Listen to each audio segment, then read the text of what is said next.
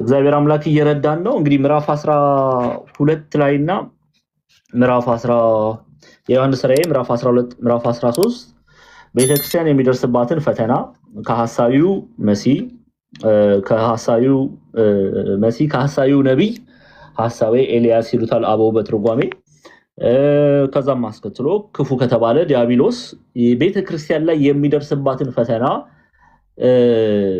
ነግሮናል። ምዕራፍ 12 ምዕራፍ 13 እሱን ነው ያየነው። ምዕራፍ 14 ግን በቤተክርስቲያናችን በነገራችን ላይ የዮሐንስ ራእይ ምዕራፍ 14 ቤተክርስቲያን አሸናፊ እንደሆነች ኦኬ ምንም ፈተና ቢጸና በሐሳዊው መሲህ ሐሳዊው ነብይ ዲያብሎስ በተባለ ሰይጣን ቤተክርስቲያን ላይ መከራ ቢጸና መጨረሻ ግን ቤተክርስቲያን ሁሉ ጊዜ አሸናፊ እንደሆነች የተነገረበት ክፍል ነው። ስለዚህ ሁሉ ጊዜ ዮሐንስ ራእይ ምዕራፍ 14 የአሸናፊ መልእክት የአሸናፊዎች መልእክት የድል አድራጊዎች ምዕራፍ የአሸናፊዎች ምዕራፍ ቤተክርስቲያን በክርስቶስ ኢየሱስ ሁሉ ጊዜ ድል አድራጊ መሆኗ የተነገረባት የምስራች ምዕራፍ እንደሆነ ቤተክርስቲያን ታስተምራለች። እንግዲህ ክርስቲያኖች አሁን ደግሞ የምናገረው እስከ ራዕየ ዮሐንስ ምዕራፍ 1 እስከ 3 በተለይ ምዕራፍ 2 እና 3 ላይ በታናሿ ኤዥያ ማይነር ቱርክ ላሉት ሰባቱ አብያተ ክርስቲያናት የተላከውን መልእክት አይተናል። ከዛ በኋላ በተለያዩ ዘመናት ቤተክርስቲያን ላይ የሚደርሱትን ፈተናዎች እግዚአብሔር አምላክ እየገለጠልን ተመረናል። ከዚህ በኋላ ምናየው ምዕራፍ 14 እስከ መጨረሻው which is 22 ድረስ ምናየው ደግሞ ክርስቶስን የጠበቁ የታመኑ የሚያገኙትን አክሊል ማለት ክብር ማለት ነው። ይሄንን በሰፊው አይተናል። ግን ቤተክርስቲያን የምታገኘውን ክብር ቅዱሳን እምነታቸውን በመጠበቃቸው ምክንያት ድል አድራጊዎች እንደሆኑ የተነገረበት በተለይ ከምዕራፍ 14 እስከ ምዕራፍ 22 የተነገረባቸው ምዕራፎች ናቸው። እዚህ ላይ በጣም በተለያየ መልኩ ቤተክርስቲያን ድል ስታደርግ እናያለን። አንድም ደግሞ አውሬው የተባለ ሐሳዊ መሲህ ሐሳዊ ነብይ ድል ሲደረጉ እግዚአብሔር አምላክ ድል ሲያደርጋቸው የምንመለከት ይሆናል። ሰይጣን የተባለ ዲያብሎስ ወደ ጥልቁ ሲጣል ሲያፍር ሲሸነፍ እነዚህ ነጥቦች የምናይ ይሆናል። ስለዚህ ከምዕራፍ 12 እስከ መጨረሻው እንግዲህ ራዕየ ዮሐንስ አሁን ክርስቲያኖች ሐሴት ተስፋ እንዲያደርጉ በመከራ ውስጥ ሲመላለሱ በፈተና ውስጥ ሲመላለሱ ይሄንን ያያሰቡ አሸናፊዎች እነሱ መሆናቸውን ያያሰቡ ተስፋ እንዲያደርጉ የተጻፈ መልእክት ነው። ስለዚህ ከዚህ በኋላ የእግዚአብሔርን ኃይል በሰፊው እየተመለከትን የቤተክርስቲያን አሸናፊነትን በሰፊው እየተመለከትን እናያለን። ምዕራፍ 12 ላይ አስተዋውሳችሁ ከሆነ ፍጻሜው ላይ ዘንዶውን በሴቲቱ ላይ ተቆጥቶ የእግዚአብሔርን ትእዛዝ የሚጠብቁትን የኢየሱስ ምስክር ያላቸውን ከዘሯ የቀሩትን ሊዋጋ ሄደ። በባህር አሸዋም ላይ ቆመ፣ ቤተክርስቲያንን ሲዋጋ አይተናል። ምዕራፍ 13 ላይ ሐሳዊው መሲህ ተነስቶ አንድም አውሬ ከባህር ሲወጣ አየው ብሎ በቤተክርስቲያን ላይ የሚያደርሰውን ፈተና ጽፎልናል። እዛው ምዕራፍ 13 ላይ ደግሞ ቁጥር 12 ላይ ስትመጡ ቁጥር 11 ላይ ሌላም አውሬ ከምድር ሲወጣ አየው ብሎ ሐሳዊ ነብይ ይሄንን ክፍል ስለተማርን ነው። የተማራችሁ በደንብ በትርጓሜ በደንብ አድርጋችሁ ጠንቀቃችሁ አውቃችኋል ስለምን እንደሚናገር። ሐሳዊ ነብይ ደግሞ ሐሳዊ መሲህን የሚገልጠው ሐሳዊ ነብይ ተነስቶ ቤተክርስቲያን ላይ ምን ያህል ፈተና እንዳመጣ አይታችኋል። መጨረሻ ላይ 666 ሚሊዮንም ቁጥር በቤተክርስቲያን በትርጓሜ ተመልክተናል። ዛሬ ምዕራፍ 14 እንደሆነ እንጀምራለን። ከቁጥር 1 ጀምሮ እግዚአብሔር አምላክ እየረዳን እርሱ እስከፈቀደልን ድረስ እንማራለን። ምዕራፍ 14 ሲጀምር አየሁም እነሆም በጉ በጽዮን ተራራ ቆሞ ነበር፣ ከእርሱም ጋር ስሙና የአባቱ ስም በግንባራቸው የተጻፈላቸው 144,000 ነበሩ ይላል። አሁን ማንን ነው አየው ያለው? በጉን። ኦኬ በጉን በጽዮን ተራራ ላይ ቆሞ አየው። ምን ማለት ነው? እነዚህ ነጥቦች ነው የምናየው። ሲጀምር በግ ተብሎ ይጠራል ኢየሱስ ክርስቶስ። አማናዊ በግ ትለዋለች ቤተክርስቲያን። ኦርቶዶክሳውያን ክርስቲያኖች አሁንም በጥንቃቄ ስሙኝ። ኢየሱስ ክርስቶስ ብቻ አይደለም በግ ተብሎ የተጠራ። አሁን ለኢየሱስ ክርስቶስ ሲነገር የሆነው በግ የሆነው ብሎ መጽሐፍ ይነግረዋል እንመለከታለን አስረግጦ ነው የሚናገረው ለምሳሌ ተመልከቱ ራዕየ ዮሐንስ ላይ እዚህ ላይ በጣም ልንጠነቀቅ ያስፈልጋል አየሁም እነሆም በጉ በጽዮን ተራራ ቆሞ ነበር ይላል በጉ ብሎ የሚጠራው ኢየሱስ ክርስቶስን ነው ኦኬ ለምን በግ ተብሎ ተጠራ የሚለውን ከማብራራቴ በፊት ግን ሐሳዊ መሲም በግ ተብሎ ተጠርቷል ግን ልዩነት አለ ተመልከቱ ልዩነቱን አሁን በደም ግልጽ አድርጌ ላሳያችሁ ለኢየሱስ ክርስቶስ ሲናገር መጽሐፍ በጉ እያለ አስረግጦ ይናገራል በግ መሆኑን አስረግጦ ይናገራል ሐሳዊው መሲ ጋር ግን ሲመጣ ምን ብሎ እንደሚጠራ ተመልከቱ ምን ብሎ እንደሚጠራ ስለ ሐሳዊው መሲ ሲናገር ምን ብሎ እንደሚነገር ደግሞ ተመልከቱ ሐሳዊው መሲን ለምሳሌ ኢየሱስ ክርስቶስ አማናዊ በግ ብሎ ይናገራል ሐሳዊው መሲን ለምሳሌ ምዕራፍ 13 ቁጥር 3 ላይ ስትመጡ ከራሶቹም ለሞት እንደታረደ ሆኖ አንዱን አየሁ ይላል እንደታረደ ሆኖ የታረደ አይደለም በግ መባሉ ኢየሱስ ክርስቶስ ለኔና ለናንተ በቀራንዮ ላይ ደሙን ስላፈሰሰ ስጋውን ስለቆረሰ አጥንቱን ስለከሰከሰ መስዋዕት ስለሆነ በግ ይያለ ይጠራዋል ሐሳዊው መሲ ግን ለሐሳዊው መሲ ሲነገር ምንድነው የሚለው እንደታረደ ሆኖ በግ አይለውም ግን መስሎ ይመጣል ነው የሚለው ልዩነት አለ ውስጣቸው ነጣቂ ተኩላዎች ናቸው ነው የተባለው ሐሰተኞች ሲታዩ በግ ይመስላሉ ኦኬ ግን ውስጣቸው ምንድነው ነጣቂ ተኩላዎች ስለዚህ እውነተኛ በግ ተብለው አይጠሩም ሐሳዊው መሲ እውነተኛ በግ ብሎ ሲጠራው መጽሐፍ አታነቡ ምን የታረደ ሆኖ መስሎ እያለ ነው የሚያስቀምጠው ኦኬ ኢየሱስ ክርስቶስ ግን ሲናገር በግ ብሎ ይጠራል ለምሳሌ ቁጥር 8 ላይ ከዓለምም ፍጥረት ጀምሮ በታረደው በግ ይለዋል ይሄ ክፍል ሲናገር ራዕይ ምዕራፍ 13 ቁጥር 8 ስለ ክርስቶስ ነው የሚናገረው ከዓለምም ፍጥረት ጀምሮ በታረደው በግ ሕይወት መጽሐፍ ስሞቻቸው ያልተጻፈ በምድር የሚኖሩ ሁሉ ይሰግዱለታል ለማን ለሐሳዊው መሲ ሐሳዊው መሲ ግን በግ ነው ወይ አይደለም ሚመስል ነው በግ ሚመስል ለዛ ነው መጽሐፍ እንደታረደ ሆኖ የሚለው አልታረደምና ውሸት የውሸት አባት ነውና ኦኬ ስለ ክርስቶስ ግን ሲነገር ነው ተብሎ ነው የሚነገረው የሆነው ተብሎ ነው የሚነገረው ለዚህ ነው ራዕይ ዮሐንስ ምዕራፍ 14 ላይ ስትመጡ አየሁም እነሆ በጉ ብሎ አስረግጦ ይናገራል ኢየሱስ ክርስቶስ አማናዊ በግ ነውና ለምን በግ ተባለ ለኔና ለናንተ ታርዷልና ይሄንን ደግሞ መጥምቁ ዮሐንስ ይነገረናል በዮሐንስ ወንጌል ምዕራፍ 1 ላይ እንመልከት ዮሐንስ ወንጌል ምዕራፍ 1 ተመልከቱ ዮሐንስ ወንጌል ምዕራፍ 1 ከቁጥር 29 ላይ ምን ብሎ ነው የሚናገረው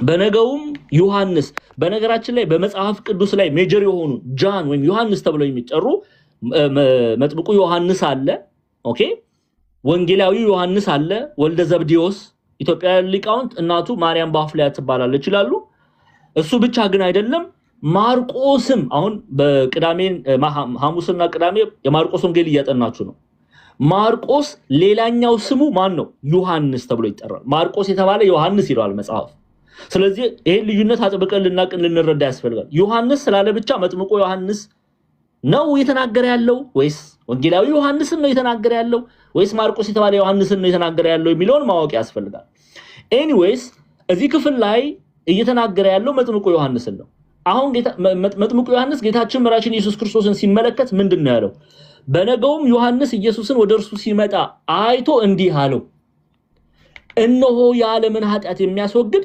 የእግዚአብሔር በግ እውነተኛ በግ የእግዚአብሔር በግ ብሎ ይጠራዋል ማንን ነው የሚጠራው የእግዚአብሔር በግ ኢየሱስ ክርስቶስን ነው እየጠራ ያለው ምክንያቱም በእርሱ ሞት እኔና እናንተ ተፈውሰናልና እርሱ በቀራንዮ ላይ ደሙን ስላፈሰሰ ስለታረደ እንደ በግ ስለታረደ ለኔና ለናንተ መድኃኒት ሆኖናል ለዚህ ነው እነሆ የዓለምን ኃጢአት የሚያስወግድ የእግዚአብሔር በግ እውነተኛ መስዋዕት ራሱ መስዋዕት አቅራቢ ሆኖ መስዋዕት ተቀባይ ሆኖ እኛን ምን ብሎናል ከድቅድቅ ጨለማ ወደሚደነቅ ብርሃን አውጥቶናል ለስም አጠራሩ ክብር ምስጋና ይገባዋል ስለዚህ በግ ተብሎ የተጠራው አማናዊው በግ ኢየሱስ ክርስቶስ ነው ቁጥር 36 ላይ ማየት እንችላለን አሁንም እዚሁ ክፍል ላይ እዛው ሩቅ መሄድ አያስፈልግም ኢየሱስንም አሁንም በነገው ደግሞ ዮሐንስ ከደቀ መዛሙርቱ ሁለት ቆመው ነበር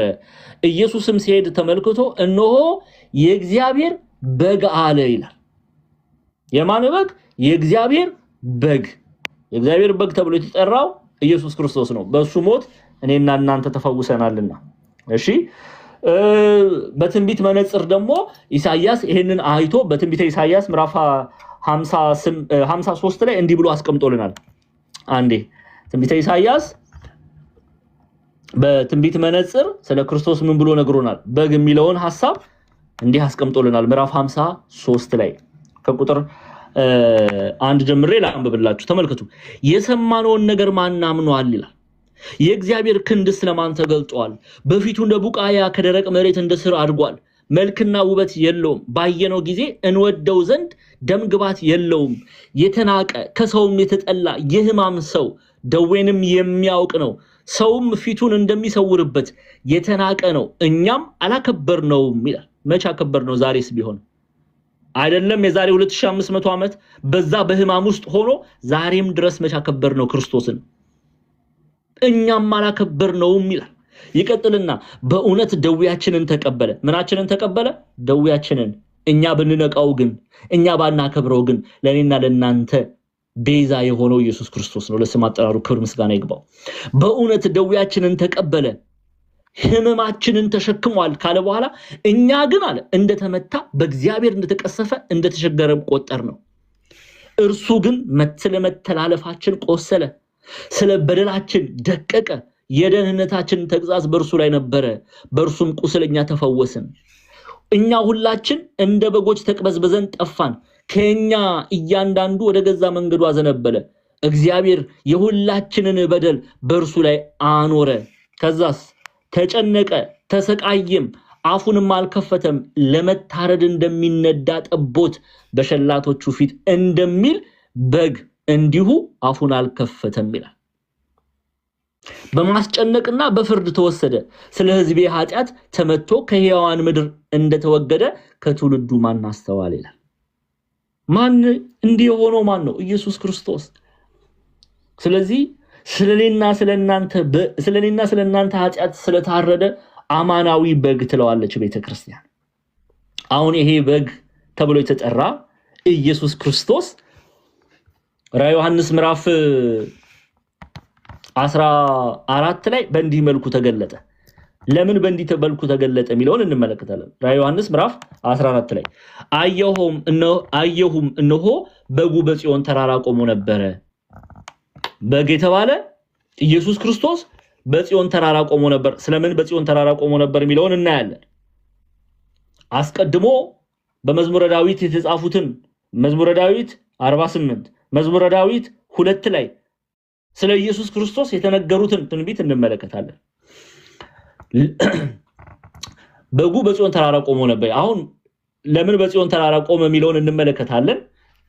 ከዛ በፊት አንድምታ ትርጓሜያችንን የቤተክርስቲያናችን አንድምታ ትርጓሜ ይሄን ክፍል እንዴት ነው የሚፈታው? ቤተክርስቲያን እንዴት ነው የምታስተምረው? ኦኬ እንደምታዩት በትርጓሜ ላይ በጉ የተባለ ኢየሱስ ክርስቶስ በጽዮን ተራራ ቆሞ እንመለከታለን። ለምን ቆመ የሚለውን መቆሙ ምንን ይናገራል የሚለውን ነጥብ አብረን እንመለከታለን። ኦኬ ከዚህ በኋላ በደብረ ጽዮን ቆሞ አየሁ። ማንን? ኢየሱስ ክርስቶስን። ወልደ እግዚአብሔር በግ የተባለ ወልደ እግዚአብሔር ነው ይላል። ከዚህ በኋላ በደብረ ጽዮን ቆሞ አየሁ፣ ምጽአት በደብረ ጽዮን ነውና፣ አንድም በተራራ ላይ ያለ በአፈር በጠጠር ብሎ ጠላቱነቱን ድል እንዲነሳ ድል ነስቶ አየሁ።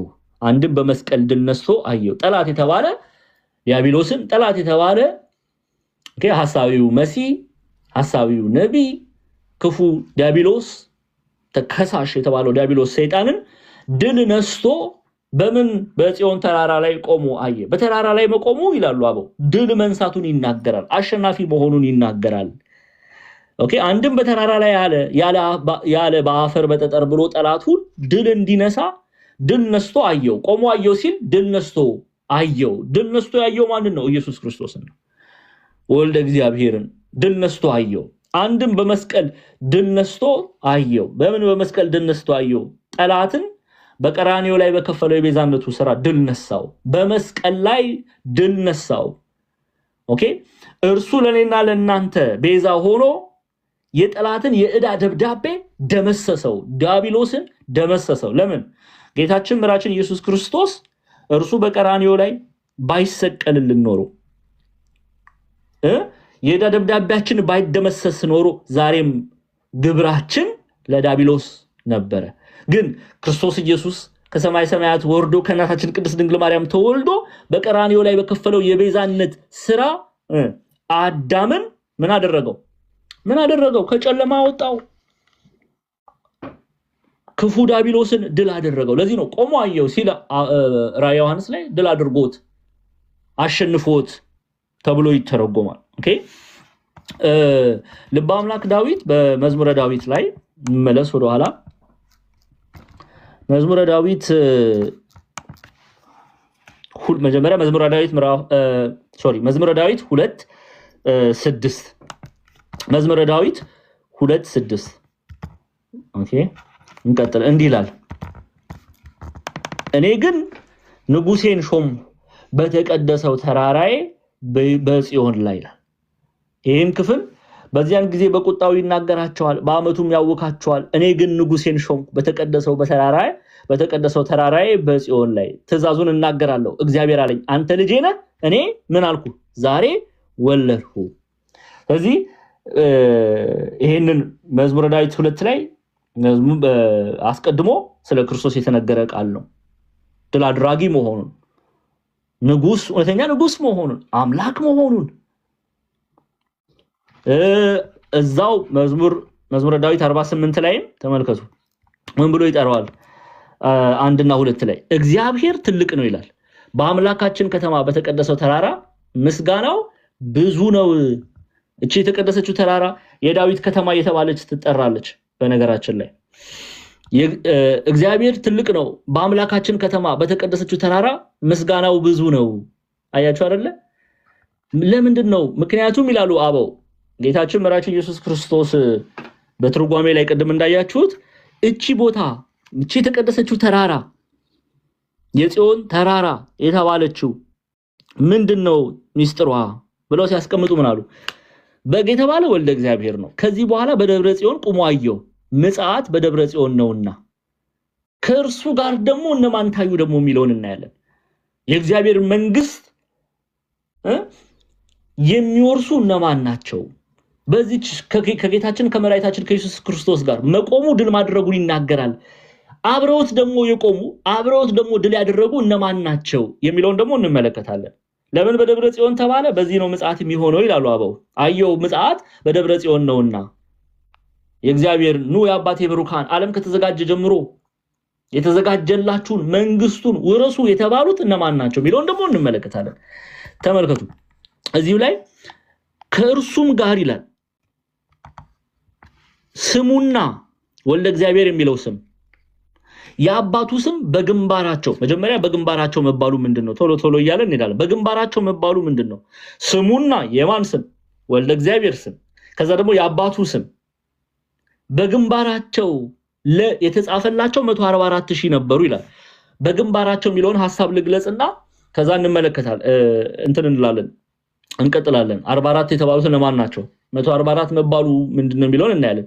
በግንባራቸው ላይ ታተመላቸው ማለት ሳይፈሩ ሳያፍሩ ስለ ኢየሱስ ክርስቶስ ፊት ለፊት መመስከራቸውን ይናገራል። እርሱ እንደ እስጢፋኖስ አምላክ ነው፣ እርሱ ጌታ ነው፣ እርሱ መሲህ ነው ብለው ለዓለም ሕዝብ መስክረዋል። አላፈሩበትም። በማን? በክርስቶስ ኢየሱስ አላፈሩበትም። አደባባይ ላይ መስክረው ሰማዕትነት ተቀብለዋል። ስለዚህ ከእርሱም ጋር ስሙና የአባቱ ስም በግንባራቸው የተጻፈላቸው ግንባር ላይ ለምሳሌ አንድ ሰው ምሳሌ አሁን የሐንዬ ግንባር ታያላችሁ አይደል? ምንም አይሸፈንም። ግንባር ላይ ስራዋ የተገለጠ ነው ማለት ነው። ስራቸው የተገለጠ ነው ማለት ነው። ዛሬ እኔና እናንተም ስራ የተገለጠ ነው አይደል? እንደ ፍየል እድሜ ለቲክቶክ ግንባራችን ላይ አትመን ምን ዞረው ኃጢያት ነው። ስድቡን በቃ ኢትዮጵያን ሲባል አሁን ሰው አይምሮ ውስጥ ምንድነው የሚመጣው? አባቶቻችን ስንት ነገር ድንቅ ስራን ሰርተው በሰሜን በደቡብ በምስራቅ በምዕራብ ታሪክ ሰርተው ቢያልፉ የዘንድሮ ትውልድ ኢትዮጵያ ሲባል ምንድነው የሚመጣው? ስድብ። ግንባራችን ላይ አትመን ምን ዞረው ኃጢያት፣ በደል፣ እርኩሰት፣ ዘረኝነት። አፈርን እኮ አሁንም አፈርን። ኢትዮጵያ የምትባለው ሀገር እርጉዝ ሴት ሆዷ ተቀዶ ልጁ የሚገደልበት ዘመን ላይ ደርሰናል። ሰዎች ተዘቅዝቀው የሚገደሉበት ዘመን ላይ ደርሰናል። በቋንቋቸው ብቻ አማርኛ ቋንቋ ነው የሚናገረው ግደለው ሚሉ ክፉ ሰዎች የተነሱባት ምድር ላይ ደርሰናል። አራሷ ትግርኛ ቋንቋ ነው የምትናገረው በል ጨፍጭፋት ሚል ኦሮምኛ ቋንቋ ነው የሚናገረው እሱንማ ማግለል አለብህ የሚሉ ክፉ አባቶቻችን የማያውቋቸው የአባቶቻችን ልጆች ያልሆኑ ክፉ ሰዎች ተነስተውብናል። በግንባራቸው ላይ ክፋታቸውን እያየን ነው። ተገልጦ ይታያል ማለት ነው። ተገልጦ ይታያል። ከእርሱም ጋር ስሙና የአባቱ ስም በግንባራቸው የተጻፈላቸው ግን በግንባራቸው ማለቱ ስራቸው በአደባባይ ላይ የተመሰከረላቸው ነው። አደባባይ ላይ ክርስቶስን መስለው ተመላልሰዋል። መስለው ሆነው ክርስቶስን እሱ ያስተማረውን ትምህርት ሆነው እርሱን መስለው ክርስቶስ በእነሱ ውስጥ ታይቷል። ወልደ እግዚአብሔር በእነሱ ውስጥ ታይቷል። በ40 እና በ80 ቀን ለተጠመቁለት አምላክ ኖረው በግንባራቸው ላይ አደባባይ ላይ ክብሩን ገልጠው መስክረው ስለርሱ ያለፉ ናቸው። ጻድቃን ናቸው ማለት ቅዱሳን ናቸው። እንዴ ሲሸፍኑት አትመለከቱም ክርስቶስን? ሲያፍሩበት አትመለከቱም ክርስቶስን? ቅድስት አርሴማ አላፈረችበትም፣ አልዘሙትም ማለች። ለንጉስ ድርጣድስ አልሰግድም በግንባሯ መሰከረችለት። በግንባሯ መሰከረች ማለት በግብሯ መሰከረች፣ ገለጠችው ክርስቶስን። መች ነው እኔና እናንተ በግንባራችን ክርስቶስን ምን ገልጠው? በግብራችን ምን ገልጠው? አደባባይ ላይ ምን ገልጠው? የማናፍርበት። ዛሬ ብዙዎቻችን እናፍራለን። አረ መስቀላችንን ለአንድ ጎረምሳ ብለን ምን በጥስ ብዙዎች አይደለን እንዴ? ከክርስቶስ ፍቅር ይልቅ የአንድ ጎረምሳ ፍቅር የበለጠብን ብዙዎች አለን። የዓለም ፍቅር የበለጠብን ብዙዎች አለን። ስራ ቦታ እንኳን መስቀል ማድረግ አይቻልም ሲባል ምን ሸፍን አሳፋሪዎች ብዙዎች። እነዚህ ጻድቃን ሰማዕታት ቅዱሳን ግን በግንባራቸው ላይ የማን ስም ነው የተጻፈው? የበጉ ስም፣ የአባቱ ስም። እነዚህ አላፈሩበትም ማለት ነው። ቅዱሳን ናቸው ማለት ነው። ጻድቃን ናቸው ማለት ነው። ሰማዕታት ናቸው። አንዳንዶቹ እንደ እስጢፋኖስ አደባባይ ላይ በግልጥ ስለ ክርስቶስ ስለመሰከሩ ተገለዋል፣ ሰማዕትነት ተቀብለዋል። አንዳንዶቹ በህይወታቸው በቅድስና በግንባራቸው ላይ ክርስቶስን መስክረው አልፈዋል። የእርሱ መሆናቸውን ገልጠዋል። ስለዚህ በግንባራቸው ላይ የእርሱ ስም አለ፣ ስሙ አለ፣ ስሙ በግብር ተገልጧል ማለት ነው። ተመልከቱ አበው በትርጓሜ ላይ ምን ብለው እንዳስቀመጡት ምንድነው የሚሉት?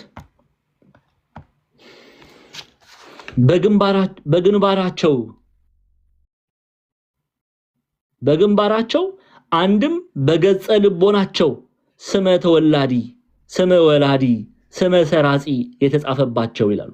የአብ የወልድ የመንፈስ ቅዱስ ስም የተጻፈባቸው ለምን? በግብር መስክረውታልና የእርሱ መሆናቸውን ግንባራቸው ላይ አትመዋል፣ በግብር ሰርተዋል። እንዴ አሁን እዚህ ጋር ስናገር አንዳንዶቻችሁ ግንባራችሁን ኢየሱስ ክርስቶስ የሚል ተነቀሱ እያልኩ አይደለም፣ ወይም ኢየሱስ ክርስቶስ የሚል ተነቀሱ በቃ ያንን ብቻ ስላደረጉ ጸደቁ እያልን አይደለም። በግብር ገለጡት። አደባባይ ላይ በግብር ክርስቶስን መሰሉ። ሰዎች እነሱን ሲመለከቱ ክርስቶስን ማየት ይችላሉ ማለት ነው። ለዛ ነው በግንባራቸው አንድም በገጸ ልቦናቸው ስመ ተወላዲ፣ ስመ ወላዲ፣ ስመ ሰራጺ የተጻፈባቸው ይላል። ስመ ተወላዲ አለ ወልደ እግዚአብሔርን፣ ስመ ወላዲ አለ እግዚአብሔር አብን፣ ስመ ሰራጺ አለ መንፈስ ቅዱስን። እየሰማችሁኝ ነው? አዎ። ሐሳዊው መሲህ ራዕየ ዮሐንስ ምዕራፍ 12 ላይ ባለፈው ስንማር ሐሳዊው መሲህ ምንድነው ያደረገው? ምዕራፍ 13 ላይ የአውሬው ስም የስሙ ቁጥር ያለው ምልክት የሌለው ማንም ሊገዛ ሊሸጥ እንዳይችል ያደርጋል። ጥበብ ከዚህ ያለ አለ። ቁጥር 16 ላይ ግን ሐሳዊው ነቢይ ምንድነው ሐሳዊ ነብይ ሐሳዊ መሲህ ክፉ የተባለ ዲያብሎስ ምንድነው ያደረጉት? ታናናሾች ታላላቆች ባለጠጋዎች ድሆችም ጌታዎችም ባሪያዎችም ሁሉ በቀኝ እጃቸው ወይም በግንባራቸው ምልክትን እንዲቀበሉ አለ። ምን ማለት ነው? በቀኝ እጃቸው ሲል ክፉ ግብርን ገንዘብ ያደርጉ ዘንድ። ቀኝ በማን ይመሰላል? ጻድቃን በምንድነው የሚቆሙት? ማቴዎስ ወንጌል ምዕራፍ 25 ላይ እንደነገረ በቀኙ ቀኝ ከቅድስና ከጽድቅ ጋር ነው የሚነገረው። በቀኝ እጃቸው ወይም ደግሞ በግንባራቸው አለ። በግንባራቸው ሲል እግዚአብሔርን ሲክዱ ኦኬ ኃጢአት አዳምን ገንዘብ ሲያደርጉ አልተሳቀቁም፣ አላፈሩበትም። አናፍርብህም እኛ ያንተነን ብለው በአደባባይ መሰከሩ። አንተ መሲህ ነህ፣ አንተ ወልደ እግዚአብሔር ነህ፣ አንተ ክርስቶስ ነህ ብለው ለማን ነው ይሄንን የተናገሩት? ለሐሳዊው መሲህ። በግብራቸው አላፈሩም፣ ክፉ ግብራቸውን በአደባባይ መሰከሩ ሲል በግንባራቸው ምልክት እንዲቀበሉ ይላል። አይተናል በባለፈው በትርጓሜ አይደል? እነ ቅዱስ ኤፍሬምን አንስተን ወደ ኋላ መመለስ አያስፈልገንም። ሐሳዊው መሲህ እንዲህ ብለው ያንተነን ብለው ግሎሪፋይ አድርገውታል። እውነተኞቹ ግን የክርስቶስ የሆኑት አለ ከእርሱም ጋር ስሙና የአባቱ ስም በግንባራቸው የተጻፈላቸው ግብራቸውን ማመናቸውን በስራ የገለጡ በአደባባይ ላይ የመሰከሩት ከእርሱ ጋር ነበሩ። ከዛ ይቀጥልና 144,000 ነበሩ ይላል። በነገራችን ላይ ይሄንን ቁጥር ራዕይ ዮሐንስ ምዕራፍ 7 ላይም አይተናል። እንመልከት፣ አንዴ ወደ ኋላ እንመለስ። ራዕይ ዮሐንስ ምዕራፍ 7 ተመልከቱ። እዛ ላይ ስለተማራችሁ ምንም ግራ አትጋቡም፣ ግን እንመለከታለን ለምን 144,000 ተባሉ የሚለውን። ይሄው የአምላካችን ባሪያዎች ግንባራቸውን እስክናትምባቸው ድረስ ምድርን ቢሆን ወይም ባህርን ወይም ዛፎችን አትጉዱ አላቸው። የታተሙትም ቁጥር ሰማው። ከእስራኤል ልጆች ነገር ሁሉ የታተሙት 144,000 ነበሩ። መጽሐፍ ራዕይ ላይ ዮሐንስ ራዕይ ላይ 144,000 የሚለው 144,000 ሰው ብቻ ይድናል ማለት አይደለም። ከበጉ ጋር የሚቆሙ 144,000 በቁጥር መነገሩ አሁን ብዙ ሰው እንዴ በቃ 144,000 ሰው ብቻ ነው የሚድነው፣ 144,000 ሰው ብቻ ነው መንግስተ ሰማያት የሚወርሰው፣ 144,000 ሰው ብቻ ነው ከጌታ ጋር የሚቆመው አይደለም። ምን ማለት ነው? 1,000 የሚለው በመጽሐፍ ቅዱስ ለምሳሌ 7 ቁጥር ፍጹምነትን እንደሚናገረው ምዕራፍ 7 ላይ ከዚህ በፊት ተምረናል። 1,000 የሚለው ብዙ ቁጥርን ለማመልከት የሚገባ ቁጥር ነው። 1,000 የሚለው ለምን 144 እንዴት መጣ ቢሉ 12ቱ ነገደ እስራኤል 12ቱ ሐዋርያት 12 ሲባዛ ለ12 ስንት ይመጣል? ይሄው እንመልከት። 144 አይመጣም። 12 ነገደ እስራኤል ይላሉ አባቶቻችን። በ12 እናባዛዋለን። ኦኬ ከብሉይ ኪዳን በብሉይ ኪዳን ዘመን የነበሩ የሚድኑ ሰዎች ከዛ ደግሞ በሐዲስ ኪዳን ያመጡና 12ቱን ሐዋርያት። ለምን 12ቱን ሐዋርያት ያደረጉ? ምክንያቱም 12ቱ ሐዋርያት በሰሜን በደቡብ በምስራቅ በምዕራብ ሄደው ወንጌል ሰብከው ወደ እግዚአብሔር መንግስት የሚጨመሩ። በአጠቃላይ ስንት ይመጣል? 144 አይመጣም? አዎ 144። ከዛ ይሄንን 144 ብዙ መሆናቸውን ቁጥር ለማመልከት በ1,000 እናበዛዋለን። 144 ሲባዛ በ1,000 ስንት ይመጣል? 1,000 ናቸው ብቻ ማለት አይደለም። አስተውሉ። 1,000 በመጽሐፍ ቅዱስ ብዙ ቁጥርን ለማመልከት የሚገባ ቁጥር ነው። ቁጥራቸው ብዙ የሆኑ 1,000 ተብሎ በምሳሌ ይወሰዳልና በአንድ ላይ ስንት ይመጣል? 144,000 ከብሉይ ኪዳን ከሐዲስ ኪዳን ከዘመነ ብሉይ ከዘመነ ሐዲስ መንግስተ ሰማያትን የሚወርሱ 144,000 ሲል 144,000 ብቻ አይደለም ብዙ ናቸው። ታዲያ ለምንድን ነው ዲያቆን ዛማኑኤል 144,000 ብሎ ያስቀመጠው በቁጥር ቢሉ? በቁጥር 144,000 ይታወቃል አይደል? ቁጥሩ ለምሳሌ አንድ ቁጥር ይታወቃል። 1 2 3 4 5 6 7 8 9 10 20 30 40 50 60 ብላችሁ ለምሳሌ ይሄንን በደንብ በምሳሌ እንድትረዱ ለምሳሌ ምሳሌ ነው ደግሞ ሌላ ነገር እንዳትወስዱት። ለምሳሌ እኔ ሃንዬ እስቲ 2 ብር ስጪኝ ብላት 2 ብር የምትለዋ 2 ቁጥር ትታወቃለች። ትታወቃለች አትታወቅም? ክርስቲያኖች መልሱልኝ፣ አይዟችሁ አትፍሩ። ይታወቃል አይታወቅም? ይታወቃል። ቁጥሩ ይታወቃል። ለምሳሌ 10 ቁጥር አይታወቅም? እስቲ 1 2 እስቲ ንገሩኝ፣ አቁም በሉኝ። 10 ቁጥር ላይ አቁም በሉኝ። አሁን እኔ 10 ብያቸዋለሁ። ይሄው እንደውም ልጻፍላችሁ እዚህ ጋር 10 ብዬ ልጻፍ። በቃ አቻ 10 ቁጥር ትታወቃለች። አሁን 1 2 3 እያልኩ እኔ እስከ 10 ሄዳለሁ። እናንተ ልክ 10 ላይ ስደርስ አቁም በሉኝ። መታወቁና 10 ታውቋታላችሁ አታውቋትም የሚለውን ለማወቅ ነው። ለምሳሌ 1 2 3 4 5 6 7 8 9 10 11 እዴ አታውቋትም 10ን ጭራሽ። ወይ ጉድ! ኔቨር ጊቭ አፕ ይታወቃል እያለች ነው። ይሄው እነሱ እንደ ሂሳብ አልተማራችሁም እንደ ተው። ቆይ እሺ አረዘምኩ መሰለኝ። 5 ላድርጋት። እሺ 5 ቁጥር ያው 5 እሺ አንድ ልቁጥር ስሙ 1 2 3 4 5 በቃ 5 ትታወቃለች አይደለ? አዎ አሁን ለምንድን ነው 144000 የተባለ ይላሉ አበው። 144000 በሚል በሚታወቅ ቁጥር መጠራቱ እነዚህ ቅዱሳን ጻድቃን ሰማዕታት በእግዚአብሔር ዘንድ የሚታወቁ መሆናቸውን ለመግለጥ ነው ይላል። እየሰማችሁኝ ነው? ጻድቃን ሰማዕታት እነዚህ ቅዱሳን በእግዚአብሔር ቀኝ የሚቆሙ በእርሱ ዘንድ ምንድናቸው? የታወቁ ናቸው። ያቃቸዋል። እስቲ ማቴዎስ ወንጌል ምዕራፍ 25 እንመለስ። አንዴ የማቴዎስ ወንጌል ምዕራፍ 25 ተመልከቱ። እሺ ከቁጥር 31 ጀምሮ ተመልከቱ። የሰው ልጅ በክብሩ በሚመጣበት ጊዜ ከእርሱም ጋር ቅዱሳን መላእክት ሁሉ በዚያ ጊዜ በክብሩ ዙፋን ይቀመጣል አለ። ከዛ አሕዛብም ሁሉ በፊቱ ይሰበሰባሉ። ይሄ እንግዲህ ፍርድ ሲሰጥ ነው። ተመልከቱ። አሕዛብም ሁሉ በፊቱ ይሰበሰባሉ። እረኛም በጎቹን ከፍየሎች እንደሚለይ እርስ በርሳቸው ይለያቸዋል። በጎችን በቀኙ ፍየሎችን በግራው ያቆማል። ጻድቃን በበግ ይመሰላሉ ብያቸዋለሁ። ኃጥአን ደግሞ በፍየል። ለምንድነው በበግ የተመሰሉት? ለምንድነው በፍየል የተመሰሉት? ብዙ ጊዜ ሰምራቸዋል፣ የምታውቁት ነው። ኤኒዌይስ በጎቹን በቀኙ ፍየሎቹን በግራ ያቆማቸዋል። ከዛ ንጉስ የተባለ ማን ነው? በጽዮን ተራራ ላይ የቆመ ንጉስ የተባለ ኢየሱስ ክርስቶስ ንጉሱን በቀኙ ያሉትን እንዲህ ይላቸዋል፣ እናንተ የአባቴ ብሩካን ኑ ዓለም ከተፈጠረ ጊዜ ጀምሮ የተዘጋጀላችሁን መንግስት ምን በሉ ውረሱ።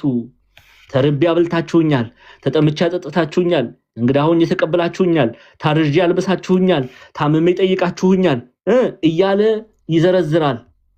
እነሱ ደግሞ ትሑታን ናቸውና ምን ብለው ጻድቃን ምን ብለው እንደሚመልሱለት ተመልከቱ። ጻድቃንም መልሰው ይሉታል፣ ጌታ ሆይ ተርበህ አይተን መች አበላንህስ? ወይስ ተጠምተህ አይተን መች አጠጣንህ? ይሄ የቅዱሳን ግብር ነው። በነገራችን ላይ እንዲያደርገን አይሉ እንደዛ ፈሪሳዊ ቢያደርጉ እንኳን ትሑታን ናቸው። እንዲያደርገናል ብለው አይናገሩም። ዛሬ እኮ 1 ብር ለቤተ ክርስቲያን ይሰጥ። ኧረ ጉድ ነው። 1 ብር ሰው ሰጥቶ ስሙ ካልተነሳ ሁለተኛ እዛ ቤተ ክርስቲያን አልሄድም የሚል ሰው እኮ ነው የተነሳው። ከንቱ ውዳሴ። እውነቴን እኮ ነው የምላችሁ። እከሌ 1 ሚሊዮን ብር ሰጠ ካላስጨበጨበ ሆ ካላስባለ ደግሞ ኩራቱ ደግሞ በዛ ላይ እንዴ ሰው ከረዳ ታዘቡ። ክርስቲያኖች ታዘቡ። እናንተ እንዲህ እንዳታረጉ ታዘቡ። አሁን እኮ ላይቭ ገብቶ እኮ እየረዳው ነው። ተመልከቱ። ይሄው ለዚህች እህታችን 1000 ብር እየሰጠው ነው። በደንብ ይዩልኝ ሰጥቻለሁ። $1000 ነው የሰጠውት። ደግሞ አገላብጣችሁ እዩ የሚሉ ክፉ ዘመን ላይ ነው የደረስን እኮ። ክፉ ዘመን። እንዲህ ነው እንዴ ቅዱሳን ያስተማሩት? እንዲህ ነው እንዴ አበው ያስተማሩት? እንዲህ ነው እነሱ ዋጋቸውን ተቀብለዋል። እንዲህ የሚያደርጉ ሰዎች ከእግዚአብሔር ግን ይሄ ዋጋ አይበልጥም እንዴ? ክርስቶስ እንዲህ ኑ የአባቴ ብሩካን የሚለው ዋጋ አይበልጥም ወይስ የፈረደበት ቲክቶክ እና ፌስቡክ ላይ ላይክ መሰብሰብ ይሻላል? የትኛው ነው የሚበልጠው? ይሄ አይበልጥም? ዝም ምትረዳህ ወንድሜ፣ ምትረጂ እህቴ፣ ምንድነው ጥሩምባ የሚያስነፋሽ? በቃ እግዚአብሔር ይቆጥርልሻል፣ አለቀ እንጂ ፌስቡክ ላይ ገብተሽ እኔ አንዳንድ ሰው በጣም ነው እኮ ነው ማፍረው። እንዲያው ምን አይነት ጭንቅላት ነው የተሸከመው እንዲህ የሚናገር ሰው? ይሄኔ እኮ ማን ያውቃል? እግዚአብሔር ያውቃል። ቪዲዮውን ሲዘጋ እኮ ይሄኔ የሰጠውንም ተቀብሎ ይሮጣል። በቃ ሰው እንዲያይ ለሰው ማጨብጨብ እንዲህ መሆን የለበትም። ክርስቲያን እንዲህ አያደርግም። ክርስቲያን እንደዚህ አባቶቻችን እንዲህ አላስተማሩንም። በቃ ቢያደርጉ እንኳን እግዚአብሔር ይቁጠር ነው የሚሉት፣ አይናገሩም። ዝም እግዚአብሔር እነሱን ተጠቅሞ ታምራት እንኳን ሲያደርጉ እውነተኞቹ ይሸሻሉ አሉ እንጂ አንዳንድ ቦዘኔዎች ቪዲዮ ካልተቀረጸላቸው ካልተጨበጨበላቸው የሚከፋቸው እነሱ ከእግዚአብሔር አይደሉም። ይሄ ሊታወቅ ይገባል። ስለዚህ ንጉሱ መልሶ እውነት እላችኋለሁ ከሁሉ ከሚያንሱት ከነዚህ ወንድሞቼ ለአንዱ እንኳን ስላደረጋችሁ ለእኔ ያደረጋችሁት ይላቸዋል። ከዛስ ቁጥር 41 ላይ አሁን በግንባራቸው ላይ ስሙን ያላተሙትን ኃጣንን ምን እንደሚላቸው ስሙ። ንጉሱ መልሶ እውነት እላችኋለሁ ከሁሉ ከሚያንሱ ይቅርታ በግራው ያሉትን ኃጣንን ቁጥር 41 ጀምሮ ይላንብቡ። በዚያን ጊዜ በግራው ያሉትን ደግሞ ይላቸዋል እናንተ እርጉማን ለሰይጣንና ለመላእክት ወደ ተዘጋጀ ወደ ዘላለም እሳት ከእኔ ሂዱ። ተርቤ አላበላችሁኝም፣ ተጠምቼ አላጠጣችሁኝም፣ እንግዳ ሆኜ አልተቀበላችሁኝም፣ ታርዤ አላለበሳችሁኝም፣ ታምሜ ታስሬም አልጠየቃችሁኝም። እነርሱ ደግሞ መልሰው ጌታ ተርበ ወይስ ተጠምተ ወይስ እንግዳ ሆነ ወይስ ታርዘ ወይስ ታመ ወይስ ታስረ መች አይተንህ አላገለገልንህም ይሉታል። ያን ጊዜ እውነት እላችኋለሁ ከሁሉ ከሚያንሱት ከነዚህ ለአንዱ ስላላደረጋችሁ ለእኔ ደግሞ አላደረጋችሁም ብሎ ይመልስላቸዋል። እነዚያም ወደ ዘላለም ቅጣት፣ ጻድቃን ግን ወደ ዘላለም ሕይወት ይሄዳሉ። አሁን በዚህ ቃል መሰረት በእግዚአብሔር መንግስት የታሰቡት ጻድቃን ናቸው ኃጥአን? በእግዚአብሔር መንግስት የታሰቡት ማን ነው? ጻድቃን ወይስ ኃጥአን? ጻድቃን። ለዛ ነው ይሄው ራዕየ ዮሐንስ ላይ እንመለስ። የታተሙት 144,000 ነበሩ ይላል። በቁጥር መነገራቸው መታወቃቸውን ይናገራል። እያንዳንዳቸው በእግዚአብሔር መንግስት ተቆጥረዋል። በቁጥር ተሰፍረው ተቆጥረው በእግዚአብሔር የሕይወት መጽሐፍ ውስጥ ተጽፈዋል። ለዚህ ነው 144,000 ያለ እንጂ 144,000 ብቻ ይድናል ማለት አይደለም። ቁጥራቸው ብዙ ነው፣ ግን ቁጥሩን በቁጥር ዘንድ መቀመጡ በእግዚአብሔር መንግስት የታወቁ መሆናቸውን ለመግለጥ ነው። ስለዚህ የታተሙትም 144,000 ነበሩ ይላል። ይሄው ራዕየ ዮሐንስ ምዕራፍ 14 ላይ ከእርሱም ጋር ስሙና የአባቱ ስም በግንባራቸው የተጻፈላቸው 144,000 ነበር ይላል። በትርጓሜ አንድም ይላሉ አበው እነዚህ 144,000 ተብለው የተጠሩት በጌታችን ልደት ጊዜ ሄሮድስ ያስገደላቸው ህፃናት መሆናቸውንም ይገልጣሉ። ሄሮድስ ያስገደላቸው ህፃናትም ናቸው ይላሉ።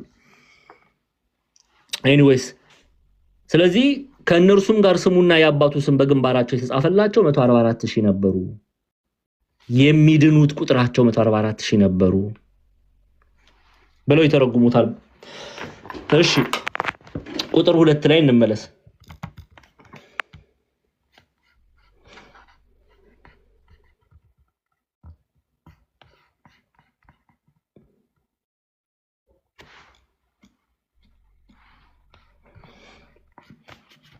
እሺ አንድም ተርጓሚያችን እናይና እንቀጥላለን። እሺ አንድም በተራራ ላይ ያለ በአፈር በጠጠር ብሎ ጠላቱን ድል ነስቶ አየው። አንድም በመስቀል ድል ነስቶ አየው። ከሱም ጋር እንደ እሱ 14,000 ሰማዕታት ህፃናት ድል ነስተው አየው። አንድም ቅድም እንዳልኳችሁ ሄሮድስ ያስገደላቸው ህፃናት ይላል፣ ትርጓሜው ላይ እንደዛ ይላል። አንድም ግን እነዚህ 144,000 የተባሉት ራዕየ ዮሐንስ ምዕራፍ 7 ላይ እንዳየነው የጌታችን የመድኃኒታችን ኢየሱስ ክርስቶስ ስም የአባቱ ስም የተጻፈላቸው ጻድቃን ሰማዕታት ቅዱሳን ናቸው፣ ድል ያደረጉ ማለት ነው። እዚህ ጋር ግን አንድ ነገር እንድትጠነቀቁ ፈልጋለሁ። ከሱም ጋር እንደሱ 14,000 ከ4,000 ሰማዕታት ህፃን ድል ነስተው አየሁ ይላል። እንደነርሱ ወይም እንደሱ ማለት እንደ ክርስቶስ ሲል ምን ማለት መሰላችሁ? እዚህ ጋርም ማጥራት ያስፈልጋል። ኢየሱስ ክርስቶስ ድል ነሳ ስንል እና እኔና እናንተ ድል ነሳ ስንል ልዩነት አለ። ኢየሱስ ክርስቶስ ድል ነሳ ስንል ምን እያልን ነው? በፈቃዱ በአባቱ ፈቃድ ሞትን ድል ነስቶ ተነሳ። በአባቱ ፈቃድ በራሱ ፈቃድ በመንፈስ ቅዱስ ፈቃድ ሞትን ድል ነሳ። በአባቱ ፈቃድ በራሱ ፈቃድ እርሱም ባለስልጣን ነውና በመንፈስ ቅዱስም ፈቃድ ዲያብሎስን ድል ነሳ እንላለን። ስለዚህ ድል መንሳቱ ትላላችሁ በፈቃዱ፣ እኔና እናንተ ግን ድል ነሳን። ኦኬ ጻድቃን ሰማዕታት ድል ነሱ ስንል ምን እያልን ነው? በማን ኃይል ነው ድል የነሱ? እነሱ ደግሞ በማን ኃይል? ጎበዝ በማን ኃይል? በክርስቶስ በበጉ ኃይል፣ በእግዚአብሔር ኃይል። ይሄው በጣም ልንጠነቀቅ ያስፈልጋል። በጣም ጻድቃን ሰማዕታት ድል የነሱ ሐዋርያት ድል የነሱ በክርስቶስ ነው። ከዛ ውጪ ማንነቸውም ቢሆኑ ድል መንሳት አይቻላቸውም። ከክርስቶስ ተለይቶ ማንም ሰው እንዲያው አድምተን ነው የምንናገረው። ሐዋርያት እንዲያላስተማሩ፣ አበው እንዲያላስተማሩ፣ ቤተክርስቲያን እንዲያላስተማራችን ከክርስቶስ የተለየ ድል ማድረግ አይችልም፣ ይሞታል እንጂ። ሰው ከክርስቶስ ተለይቶ መኖር አይችልም፣ ማንም ቢሆን። ስለዚህ ጻድቃን ሰማዕታት ቅዱሳን ድል አደረጉ ስንል በማን? በክርስቶስ። ምንጩ ማን ነው? ክርስቶስ። ኃይላቸው ማን ነው? ክርስቶስ። ሲጀምር ቅዱሳን ከሱ አይለዩ፣ ከሱ የተለዩ ቅዱሳን ተብሎ አይጠሩ፣ ርኩሳን ነው እንጂ ምንላቸው። ከክርስቶስ ተለይቶ ማንም ሰው ምንም ማድረግ አይችልም። በሰማይ ያሉ ቅዱሳን መላእክት፣ በምድርም ያሉ ቅዱሳን መላእክት ሐዋርያቱን ድል የማድረጋቸው ምንጭ ማን ነው? እግዚአብሔር አምላክ። ለስም አጠራሩ ክብር ምስጋና ይግባው፣ ኢየሱስ ክርስቶስን። ይሄንን ነው የዮሐንስ ራዕይ ምዕራፍ 14 እየነገረን ያለው። 144,000 ድል ያደረጉት በክርስቶስ ነው። እኔና እናንተ ዲያብሎስን ድል የምናደርገው በክርስቶስ ነው።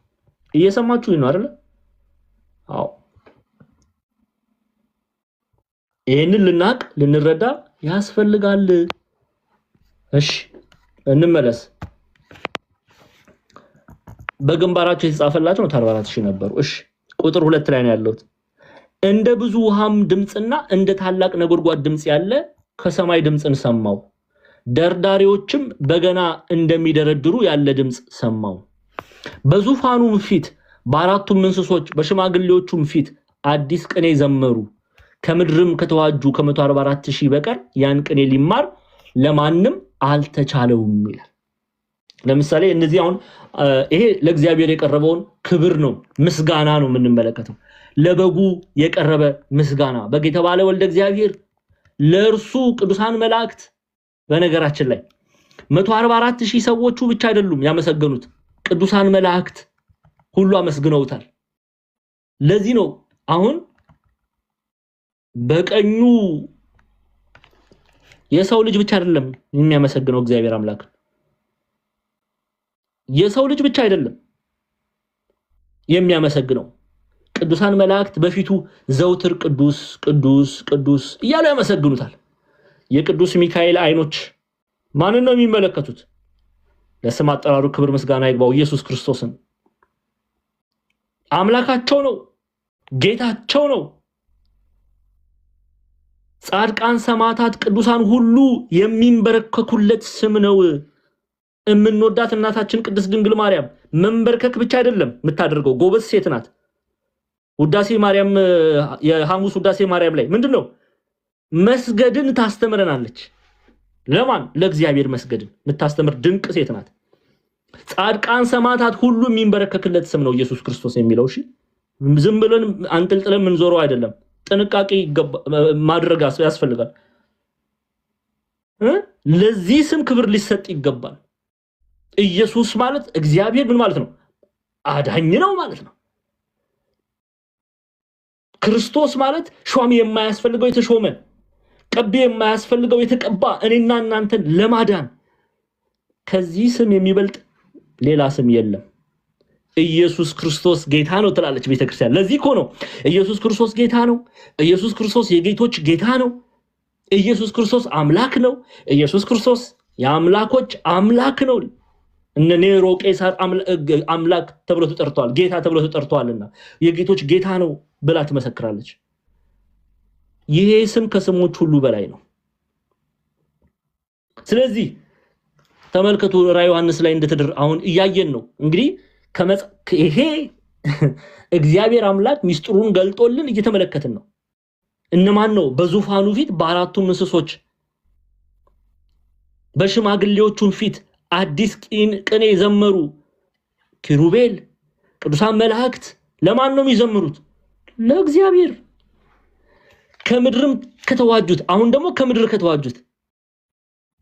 ከተዋጁት ጻድቃን ሰማዕታት ቅዱሳን ጋር በሰማይም ያለችው ቤተክርስቲያን በምድርም ከተዋጀችው ቤተክርስቲያን በህብረት ሆነው ለማን ሲዘምሩ ነው የምናየው? ለእግዚአብሔር ሲዘምሩ።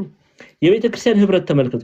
በሰማይ ያለችው ከምድር የተዋጀችው ቤተክርስቲያን በህብረት ቆመው ለማን ነው የሚዘምሩት? አዲሱን ቅኔ የሚዘምሩት ለእግዚአብሔር፣ ለበጉ፣ ለኢየሱስ ክርስቶስ፣ ለወልደ እግዚአብሔር ክብር ሰጡ።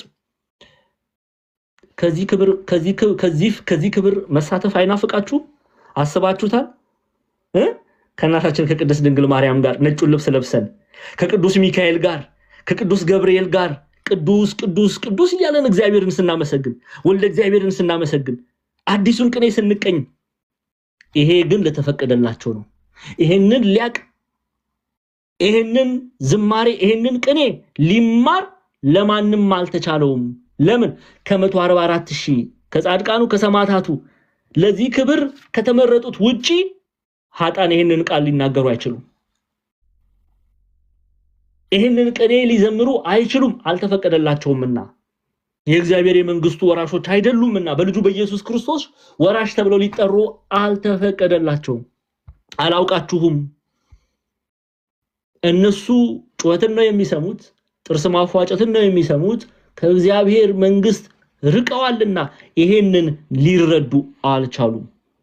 በነገራችን ላይ እንዲህ ባለ ሁኔታ ራዕይ ዮሐንስ ምዕራፍ 5 ላይም ተጠቅሶ እናያለን። ተመልከቱ ራዕይ ምዕራፍ 5 ቁጥር 8 ላይ ምንድነው የሚለው? መጽሐፉን በወሰደ ጊዜ አራቱ እንስሶች 24ቱ ሽማግሌዎች 24ቱ ካህናተ ሰማይ አራቱ እንስሶች 24ቱ ሽማግሌዎች በበጉ ፊት ወደቁ ይላል። ምን ሊያደርጉ? በጉ የተባለ ማን ነው? ኢየሱስ ክርስቶስ። በበጉ ፊት ወደቁ። እያንዳንዳቸውም በገናን የቅዱሳንም ጸሎት የሆነ ዕጣን የሞላበት የወርቅ ዕቃ ያዙ። መጽሐፉን ትወስድ ዘንድ ማህተሞቹንም ትፈታ ዘንድ ይገባሃል፣ ታርደሃልና በደምህም ለእግዚአብሔር ከነገድ ሁሉ ከቋንቋም ሁሉ ከወገንም ሁሉ ከህዝብም ሁሉ ሰዎችን ዋጅተህ ለአምላካችን መንግስት ካህናት የሆኑ ዘንድ አደረካቸው፣ በምድርም ላይ ይነግሳሉ እያሉ አዲስን ቅኔ ይዘምራሉ። አዲስን ቅኔ ይዘምራሉ። ይሄ አንድምታ ትርጓሜያችን ላይ ተመልከቱ ምን ብለው አበው እንዳስቀመጡ።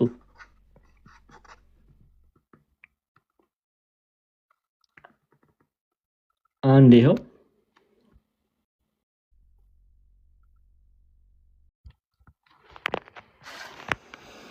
በእንግዳ ምስጋና ያመሰግናሉ፣ አምላክ ሰው ሆነ፣ ሰው አምላክ ሆነ እያሉ ይላል።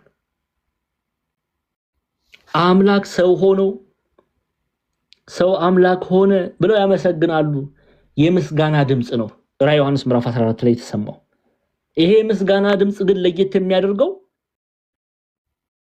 ቅዱሳን መላእክት ብቻ አይደለም። እዚህ የምስጋና ዝማሬ ውስጥ የተሳተፉ ከምድር የተዋጁ በ144,000 የተመሰሉ ጻድቃን ሰማዕታት የበጉ የአባቱ ስም በግንባራቸው ላይ ያተሙ ቅዱሳን አብረው ከቅዱሳን መላእክት ጋር ዘምረዋል። የቤተ ክርስቲያን ህብረት እንመለከትበታለን። ከዚህ ህብረት እግዚአብሔር እንድንካፈል ይርዳን። እውነቴን ነው የምላችሁ። ይሄ የድል አድራጊዎች ድምጽ ነው። የድል አድራጊዎች ድምጽ ነው። የኔና የናንተ መውጣት መውረድ ለዚህ ዓላማ ካልሆነ ክርስቲያኖች በጣም ነው የሚያሳዝነው። ከንቱ ነን የምንሆነው ማለት ነው። ሰው እንዲያው አሁን ሰዎች ሲጠየቁ ምን መሆን ትፈልጋለህ? ምን መሆን ትፈልጊያለሽ ሲባል ዶክተር፣ ሳይንቲስት ይላል። እኛ ምንድነው ምን መሆን ነው የምንፈልገው? በቀኙ መሰለፍ ብለን ልንናገር ያስፈልጋል። በክርስቶስ ፊት አዲሱን ቅኔ መቀኘት ብለን ልንመሰክር ያስፈልጋል። እግዚአብሔርን ማመስገን ብለን ልናመሰግን ለዛ በእምነት መጽናት ገንዘብ ማድረግ ያስፈልጋል። የምሬን ነው የምላችሁ። ከዚህ ውጪ ምንም ክብር የለም። በበጉ ፊት ከመዘመር ውጪ አዲሱን ቅኔ ከመቀኘት ውጪ ሌላ ክብር የለም። ይሄንን ወቁ። ይሄን የተረዱ ጻድቃን ሰማዕታት በእምነት ጠብቀው ከጌታ ቀኝ ቆመዋል፣ ድል አድርገዋል። በእርሱ ማለት ነው፣ በእግዚአብሔር ድል አድርገዋል። ተመልከቱ፣ እንመለስ። እሺ ቀሲስዬ ድምጽ ይሰማል? ሚውት ያርጉት እባክዎት አባቴ። እሺ ቀሲስ ድምጽ ይሰማል? ከይቅርታ ጋር ምናልባት አላስተዋሉም ሊሆን ይችላል። እሺ እንቀጥል። ምዕራፍ 14 እንደ ቁጥር 2 ላይ ነው። እንደ ብዙ ውሃም ድምጽ እንደ ታላቅ ነጎድጓድ ድምጽ ያለ ከሰማይ ድምጽ ሰማው። ደርዳሪዎች በገና እንደሚደረድሩ ያለ ድምጽ ሰማው። በዙፋኑ ፊት በአራቱ እንስሶች በሽማግሌዎቹም ፊት አዲስ ቅኔ ዘመሩ። ከምድርም ከተዋጁት ከ144,000 በቀር ያን ቅኔ ሊማር ለማንም አልተቻለውም። ለሐሳዊው መሲህ የሰገዱ ይሄንን ቅኔ ማወቅ አይችሉም። ለሐሳዊው መሲህ 666 ብለው ያንን ቁጥሩን የታተሙ ይሄንን ሊማሩ አልቻሉም። ማለትም ለምን? በእግዚአብሔር መንግስት አልታሰቡምና። ሕዝቅኤል አንድ ሕዝቅኤልን መጽሐፍ እንመልከት። በ43 ላይ ምን የሚል ቃል እናገኛለን? ትንቢተ ሕዝቅኤል ምዕራፍ 43 ቁጥር 2 ተመልከቱ።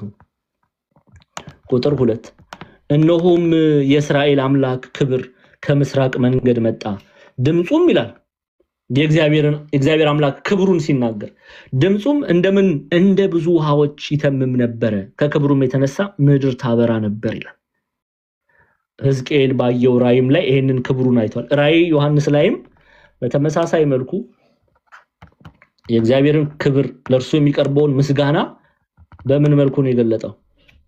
እንደ ብዙ ውሃ ድምጽና እንደ ብዙ ውሃ ድምጽ ሲል የብዙ ውሃ ድምጽ አስቡት። ከዛ በኋላ እንደ ታላቅ ነጎድጓድ ድምጽ ያለ ከሰማይ ድምጽን ሰማው፣ የእግዚአብሔር ክብር ሲገለጥ። ከዛስ ደርዳሪዎችም በገና እንደሚደረድሩ ያለ ድምጽ፣ በዙፋኑም ፊት በአራቱም እንስሶች በሽማግሌዎቹም ፊት አዲስ ቅኔ ዘመሩ። ከምድርም ከተዋጁት ከ144,000 በቀር ያን ቅኔ ሊማር ለማንም አልተቻለውም የሚለው ለዚህ ነው። እሺ ቁጥር 4 ላይ አሁን የእግዚአብሔር መንግስት የሚወርሱ እነማን ናቸው? ቁጥራቸው ከ144,000 የሚቆጠረው እነማን ናቸው የሚለውን እናያለን። ከዚህ በኋላ ብታጉረመርሙ ባታጉረመርሙ እውነቷን ነው የምንነጋገር። ቁጥሬ ከ144,000 እንዲሆን እፈልጋለሁ ማለት ብቻ አይደለም። ኦኬ የእግዚአብሔር አሁን ደስ ይላል አይደለ? ዘምሩ ሲባል ደስ ይላል። የእግዚአብሔር መንግስት ወረሱ ሲባል ደስ ይላል። ግን እነማን ናቸው ይሄንን የሚያደርጉት? ይሄ ደግሞ አሁን እኔና እናንተን ውስጣችንን የሚነካ ቃል እንመለከታለን። ማጨረበር አይቻልም። በእግዚአብሔር መንግስት ውስጥ ሾልኮ ምናምን መግባት አይቻልም። በገንዘብ ምናምን 1 ሚሊዮን ስለሰጠሽ 1 ብር ስለሰጠሽ እንደዚህ አይሆንም። የእግዚአብሔር መንግስት ለመውረስ ምን ላድርግ? አሁን ይነግረናል መጽሐፉ። እምነት ሲባል መጽሐፍ ቅዱስ ላይ ቅዱስ ጳውሎስ እምነት እያለ የሚናገረው እውነተኛዋን እምነት ነው። እቺ እውነተኛዋ እምነት ምን አላት መሰላችሁ? በፍቅር የሚሰራ ስራ አላት። ኢትዮጵያውያን ሊቃውንት እምነትና ስራን አስተባብሩ የሚሉት ለዛ ነው። እንዲያው አንድ ሰው በእምነት ድኛለሁ ሲል ትክክል ነው፣ እውነት ነው። በእምነት ድኗል።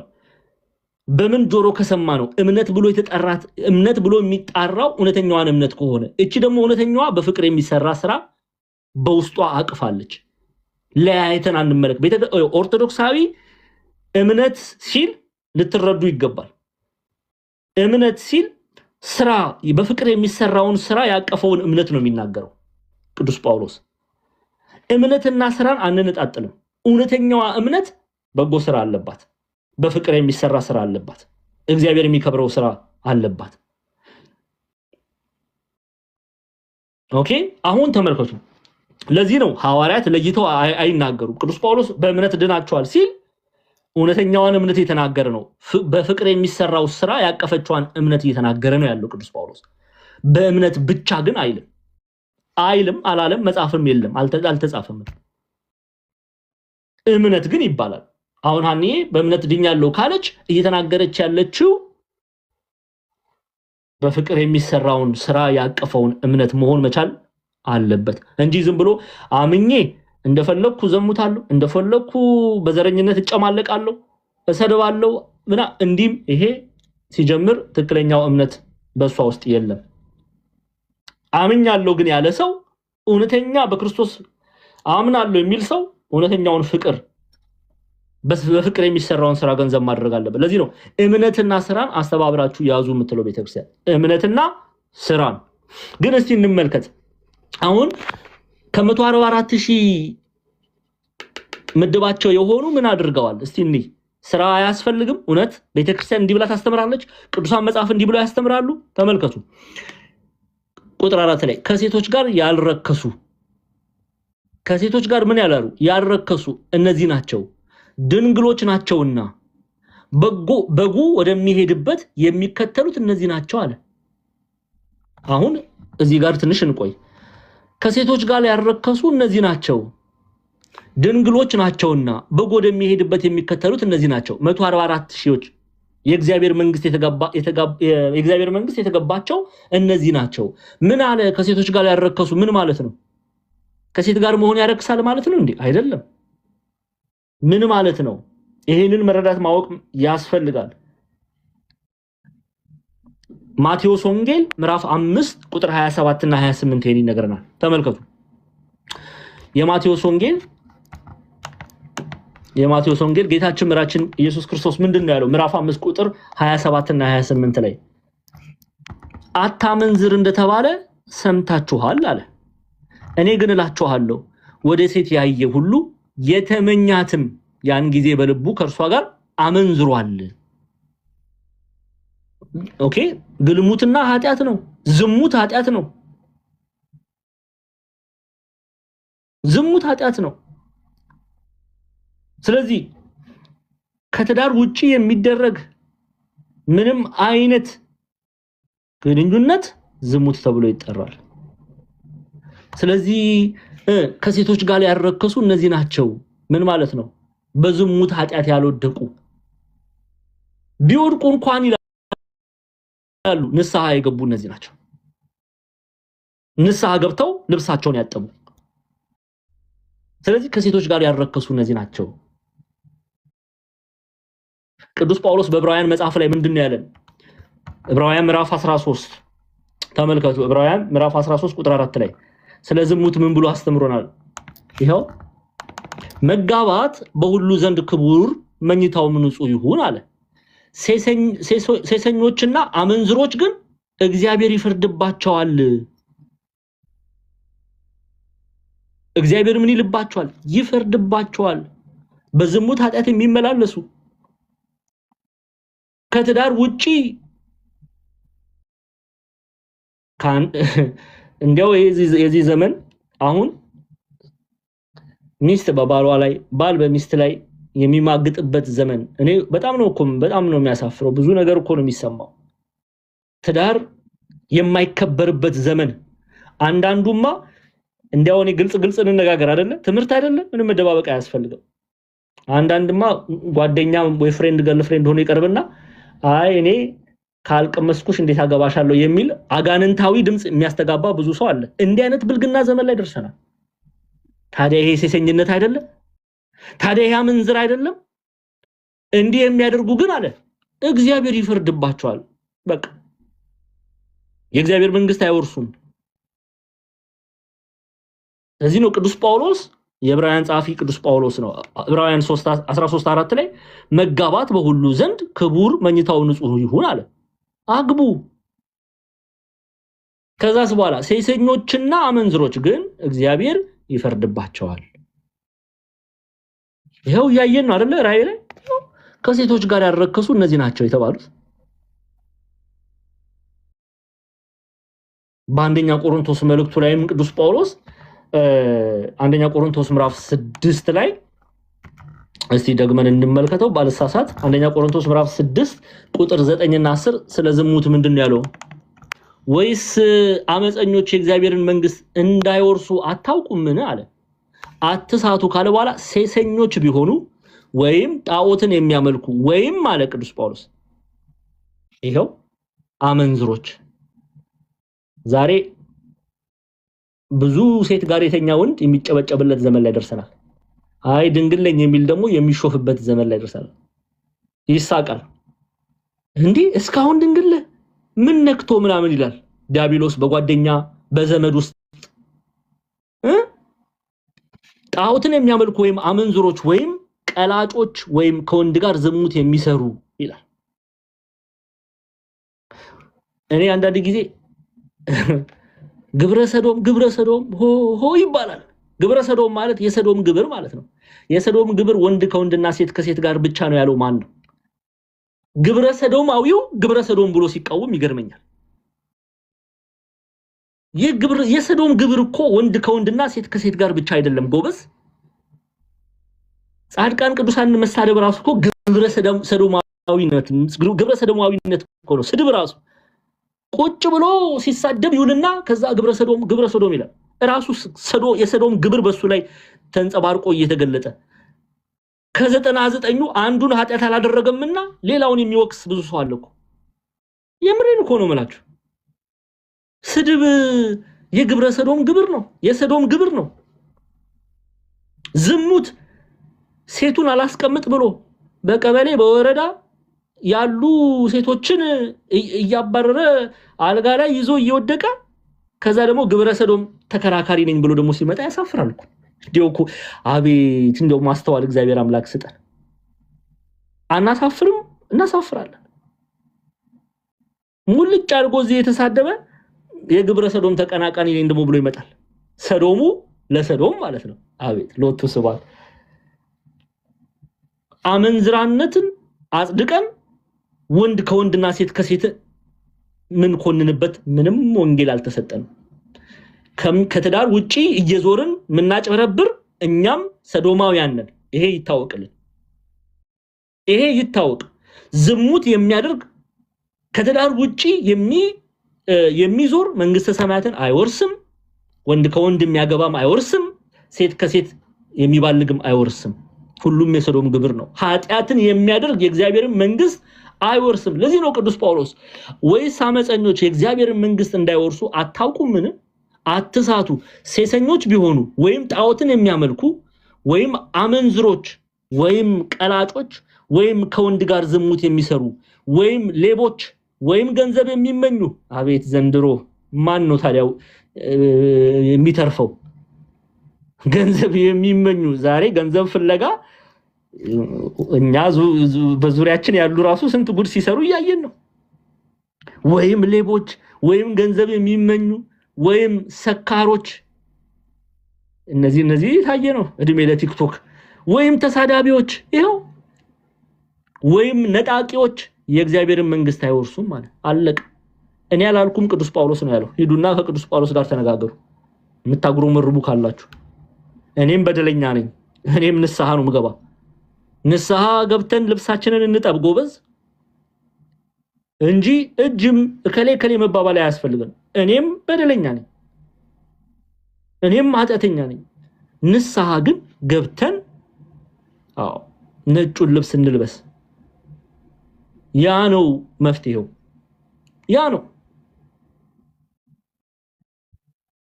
እዚህ ራዕየ ዮሐንስ ላይ ከሴቶች ጋር ያረከሱ እነዚህ ናቸው የእግዚአብሔርን መንግስት የሚወርሱ በእግዚአብሔር ቀኝ የሚቆሙ አሉ። ከዛ ይቀጥልና ድንግሎች ናቸውና።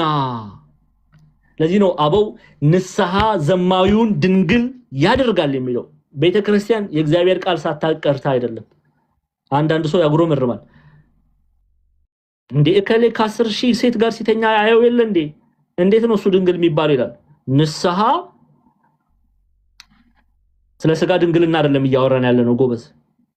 ሰው ንስሐ ሲገባ ኃጣን ዘማዊውን ድንግል በእግዚአብሔር ፊት ድንግል ታደርገዋለች። ብቻ ንስሐ ይግባ ተሰብሩ ከኃይለኛው ከእግዚአብሔር ዘንድ ራሳችሁን አዋርዱ የሚለው ቃል በልቡ ያትመው ብቻ። ያንን ጭቅቅቱን እውነት ነው የእግዚአብሔር ውሃ እውነት ነው ንስሐ ጌቼ የጻፈ የእግዚአብሔር ውሃ ነው እውነት እድፉን የምናጥብበት እድፍ የተባለ ኃጢአትን የምናጥብበት ከእግዚአብሔር የተሰጠን ስጦታ ንስሐ ይባላል። ድንግሎች ናቸው። ከዛስ በግ ወደሚሄድበት የሚከተሉ እነዚህ ናቸው ተባለ። በግ ወዴት ነው የሚሄደው? በግ ወደሚሄድበት ማለት የእግዚአብሔርን መንግስት የሚወርሱ እነዚህ ናቸው። ሐዋርያው ቅዱስ ዮሐንስ ብቻ ሊነግረን እኮ አይገባም። ቅዱስ ጳውሎስ እኮ በገላትያ መልእክቱ ላይ እንዲያውችን ክፍል እንደው ብዙ ሰው ደስ አይለውም ሲነበብ ግን እናነበዋለን። ገላትያ ምዕራፍ 5 ቁጥር 19 ላይ አስቀድሞ ነግሮናል። የሥራ ሥጋም የተገለጠ ነው፣ እርሱም ዝሙት፣ እርኩሰት፣ መዳራት፣ ጣዖት ማምለክ፣ ሟርት፣ ጥል፣ ክርክር፣ ቅናት፣ ቁጣ፣ አድመኝነት፣ መለያየት፣ መናፍቅነት፣ ምቀኝነት፣ መግደል፣ ስካር። ዛሬ እየሰከሩ ላይ የሚገቡ ሁሉ መጥተዋል። እግዚአብሔር እንደው ምሕረቱን ያወርድልን። ስካር፣ ዘፋኝነት ደግሞ ይላል ቀጥሎ ዳንኪራም ይረግጡ ሞልቷል። ይህን የሚመስል ነው። አስቀድሜ እንዳልኩ እንደዚህ ያሉትን የሚያደርጉ የማንን መንግስት አይወርሱም ያለው? የእግዚአብሔርን መንግስት አይወርሱም። ለምን? ሲጀምር የክርስቶስ አይደሉም እነዚህ። አስረግጬ ነው የምናገረው፣ በደንብ አድርጋችሁ ስሙኝ። የክርስቶስ ኢየሱስ የሆኑት ብሎ ቅዱስ ጳውሎስ ይኸው የክርስቶስ ኢየሱስም የሆኑት ምን የሆኑ ናቸው? ስጋን ከክፉ መሻቱና ከምኞቱ ጋር ሰቀሉ። ባንዲራ አላቸው። እሺ ጎበዝ፣ የሚያምር ነጠላ ስላደረጉ የክርስቶስ ናቸው ልንል አንችልም። መለያ ያላቸው እውነተኞቹ ባንዲራቸው ይሄ ነው። የክርስቶስ ኢየሱስ የሆኑት ስጋን ከክፉ መሻቱና ከምኞቱ ጋር ሰቀሉ። ንስሐ ይገባሉ፣ ስጋው ደሙን ይቀበላሉ፣ ልብሳቸውን ያጠባሉ እንጂ ኃጢአት ላይ ኃጢአት፣ በደል ላይ በደል፣ እግዚአብሔር መሐሪ ነው እያሉ በበደል ላይ በደል፣ በኃጢአት ላይ ኃጢአት፣ በክፋት ላይ ክፋት አይደራርቡም። የክርስቶስ ኢየሱስ የሆኑት አላየንማ። በብሉይም ሆነ በሐዲስ ኪዳን አልተጻፈም። አላየንም። አንድ መምህር አንድ አባት አልተናገርም። ንስሐ ያልገባ ስጋው ደሙን የማይቀበል ከቤተ ክርስቲያን ራሱን የለየ እንዴት እግዚአብሔር ሊሆን ይችላል? ለምንድነው ቀለም የምንቀባው?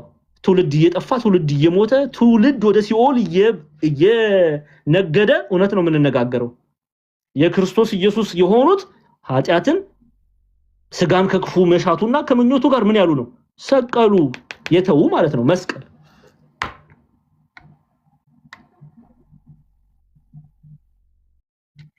ይሄንን ነው ሐዋርያት ያስተማሩት። ሌላ ያስተማሩት የለም። ይሄው በመጽሐፍ የተጻፈ ይሄ ነው። ይሄው ከሴቶችም ጋር ያረከሱ እነዚህ ናቸው፣ ድንግሎች ናቸው፣ በጉ ወደሚሄድበት የሚከተሉ እነዚህ ናቸው ይላል። እንደው ዲያቆን ዛማኑኤል አንተ ዝም ብለህ ዮሐንስ ራእይን እያነበብክ ምዕራፍ 14ን አንድምታ ትርጓሜያችን አበው እንዲህ አስተማሩ እንዲህ አይልም ካላችሁ ደግሞ ይሄው ምን አገባኝ ከኪሴ አውጥቼ አላስተምራችሁ። እያየ እያሳየው ይሄው እጄ እንዲህ የተንቀጠቀጠ እያነበብን አብረን ነው የምናየው ምንማር። ምንድነው የሚለው? ቁጥር 4 አይደለ? ይሄው ከኃጢአት ንጹሃን የሆኑ ከምን ንጹሃን የሆኑ ነው የሚከተሉት? በጎደ የሚሄድበት የሚሄዱ ከኃጢአት ንጹሃን የሆኑ።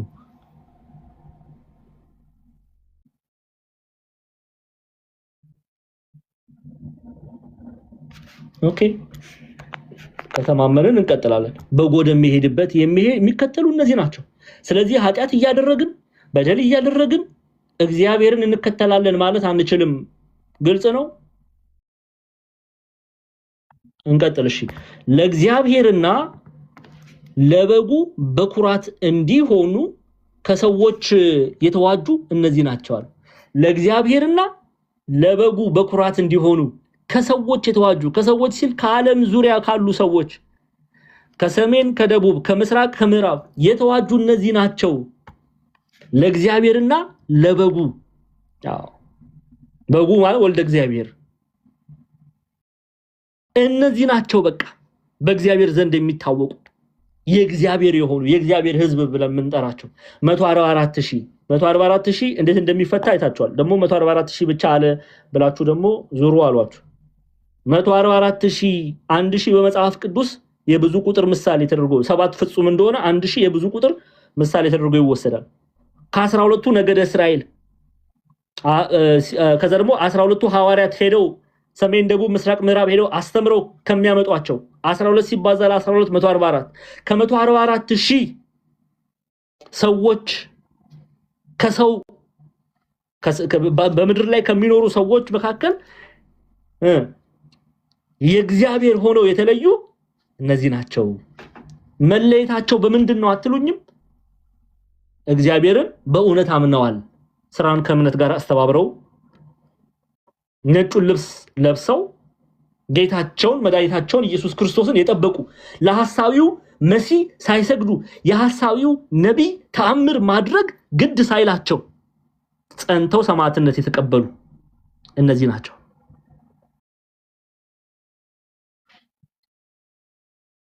እነዚህ ናቸው የተመሰከረላቸው ለእግዚአብሔርና ለበጉ በኩራት እንዲሆኑ ከሰዎች የተዋጁ እነዚህ ናቸው ይላል። ሰዎች የሚለው በዓለም ዙሪያ ያሉትን ህዝብ ነው የሚጠራው። እግዚአብሔር ቁጥራችን ከዚህ እንዲሆን ይርዳን። በኩራት ለምን ተባሉ የሚለውን እንመልከት።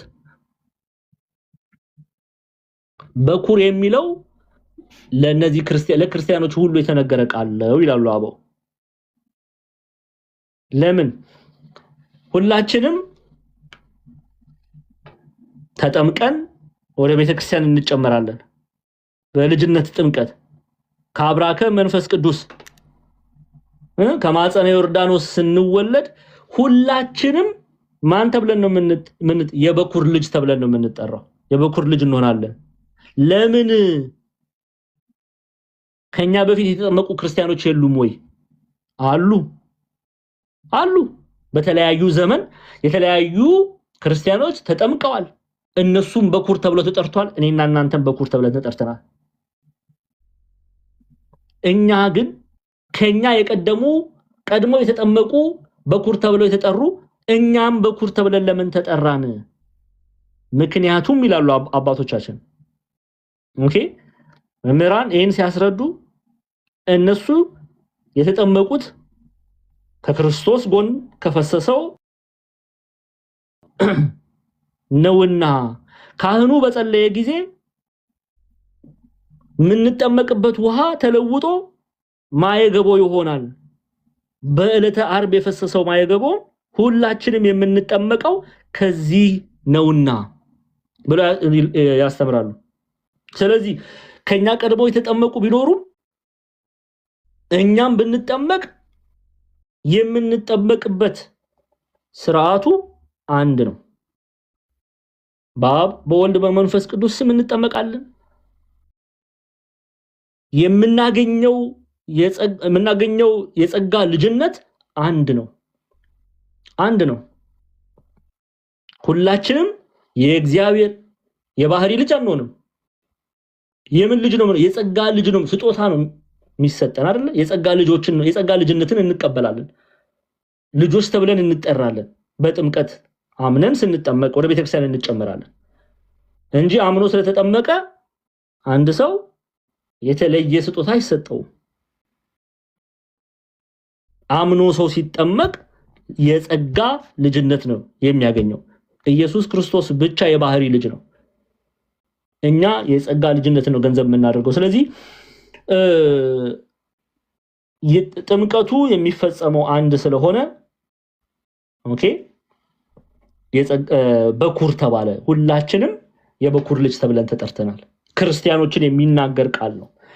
እሺ ስለዚህ ለእግዚአብሔርና ለበጉ በኩራት እንዲሆኑ ከሰዎች የተዋጁ እነዚህ ናቸው የተባሉ ክርስቲያኖች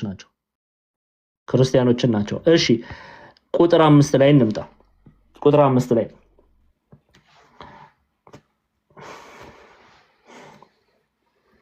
እሺ በአፋቸው ውሸት አልተገኘም ነውርም የለባቸውም ብሎ ደግሞ ይዘጋዋል። በአፋቸው ውሸት አልተገኘም ነውርም የለባቸውም የተባሉ እነማን ናቸው? 144,000 ኃጢአት ቢያደርጉ እንኳን ንስሐ ገብተው ልብሳቸውን ያጥባሉ። ስለዚህ በአፋቸው ውሸት አልተገኘም ነውር የለባቸውም። እስቲ ስለ ውሸት አንዳንድ ነገር እንመልከት። መጽሐፍ ቅዱስ ስለ ውሸት ምን ይነግረናል? መጽሐፈ ምሳሌ ውሸት እግዚአብሔር ይወዳል እንዴ? እስቲ ውሸት የውሸት አባት የተባለ ዲያብሎስ ነው። ኦኬ የሚዋሹ ሰዎች እንደው ከማን ጋር ነው የሚጣሉት የሚለውን እንመልከት እስቲ። መጽሐፈ ምሳሌ የጥበብ መጽሐፍ ነው። ጠቢቡ ሰለሞን እንደጻፈው በቤተክርስቲያናችን ይነገራል። 19 ላይ ምዕራፍ 19 ቁጥር 19 ላይ ስለ ውሸት ምን ተብሎ ተጽፏል? ተመልከቱ። መጽሐፈ ምሳሌ አንዴ ከምዕራፍ 12 ልጀምር። አንዴ ምዕራፍ 12 ቁጥር 22 ላይ ይሄው ምን ተብሎ ተጽፏል? ውሸተኛ ከንፈር በእግዚአብሔር ዘንድ ምንድነው አለ? ምንድነው አለ? ጥሩ ነው አለ ይላል መጽሐፍ። አጸያፊ ነው።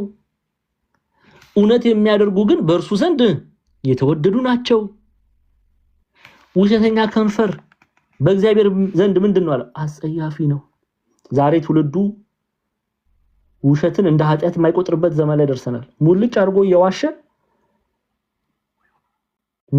አርጎ እየዋሸ ስለሌላ ኃጢአት የሚከራከር ብዙ ሰው አለ። ክርስቲያኖች ውሸት ከእግዚአብሔር ጋር ያጣለናል። ለዚህ ነው ውሸተኛ ከንፈር በእግዚአብሔር ዘንድ አጸያፊ ነው የተባለው። እግዚአብሔር ይጸየፈዋል። እግዚአብሔር እንዴት እግዚአብሔር ውሸተኛን ምላስ ሊወድ ይችላል? ከውሸተኛ ሰው ጋር እንዴት ሊተባበር ይችላል እግዚአብሔር አምላክ? ዛሬ እኔና እናንተ መጽሐፍ ቅዱስ ላይ እጃችን አድርገን እንደዚህ አድርገን እኮ ነው የምንዋሸው። እንዲህ አስቀምጠን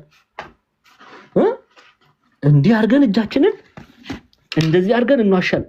እግዚአብሔርን እንላለን። ኧረ ማርያምን ቅዱሳኑን እየጠራን ምንዋሽ ንስሐ ብንገባ አይሻልም? ተነጋግረን ይሻላል አይሻልም? ንስሐ ብንገባ ይሻላል አይደል? እዚሁ ምንም መደባበቅ አያስፈልግም። ሁላችንም እዚህ ያለን የቅዱሳኑን ስም እየጠራን እኮ ነው የምንዋሸው። የክርስቶስን ስም እየጠራን እኮ ነው የምንዋሸው። አቤት ምን ያህል ዘመን እንደከፋ ተመልከቱ። አይ እንደው ዝም ብለን ነው ዲያቆን ዛማሪ አንድ መጽሐፍ ጥቅስ ብቻ ነው የምትጠቅሰው ካላችሁ ይሄው ልጨምርሽ፣ ምን ችግር አለው? ጠቢቡ ያስቀምጥልናል። እንግዲህ ምዕራፍ 14 ላይ ባለሳሳት ቁጥር 5 ይሄው የታመነ ምስክር ይላል አይዋሽም፣ የሐሰት ምስክር ግን በሐሰት ይናገራል ይላል። የታመነ ምስክር አይዋሽም። ጻድቃን ሰማዕታት የታመኑ ናቸው። በክርስቶስ ላይ ሲዋሹ አትመለከቱም። እንወዳሃለን አይደል ያሉት እስከ ሞት ድረስ ደማቸውን አላውያን ነገስታት እስኪያፈሱ ድረስ ይወዱታል።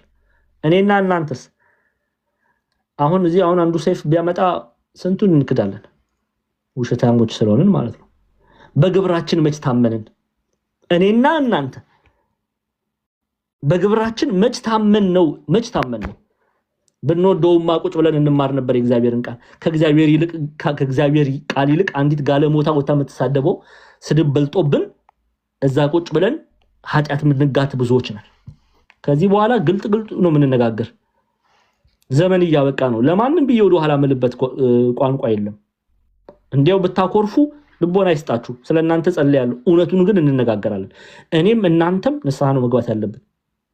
ስጋው ደግሞ ነው መቀበል ያለብን። የምን ማስመሰል ነው?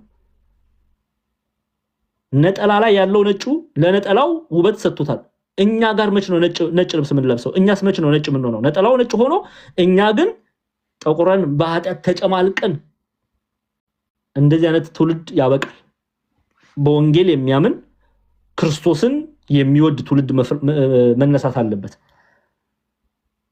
ሲያሰኘው እየጨፈረ ሲያሰኘው እየዘመረ ምንመላለስበት ዘመን ያበቃል። ይሰማል? አዎ። እውነተኛ የክርስቶስ እስረኞች መነሳት መቻል አለባቸው። ልጆች ላይ መስራት አለብን። የእግዚአብሔርን ቃል ደከመኝ ሰለቸኝ ሳንል ማስተማር አለብን። እኛ ብንወድቅ ንስሐ እየገባን እግዚአብሔር ደግሞ ንስሐ ይው መውደቃችንን ብቻ አይመለከትም እግዚአብሔር አምላክ። ወድቀን ቀርተናል ወይስ ወድቀን ንስሐ ገብተናል? ንስሐ የገባን ቀን አበቃ። እኛ ደናግላን ነን። ግልጽ ነው የምንናገረው።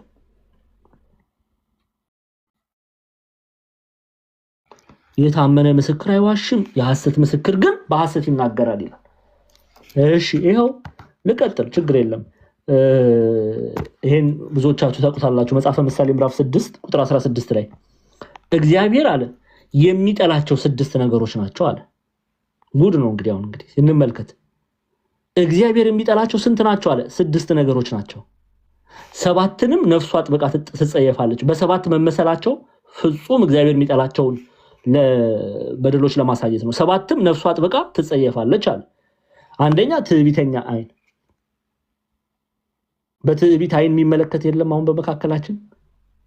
ሰዎችን በዚህ አይን፣ በክፋት አይን፣ በትዕቢተኛ አይን፣ በፈሪሳዊ አይን አይተን አናቅም በደንብ። ከዛ ይቀጥል ሐሰተኛ ምላስ።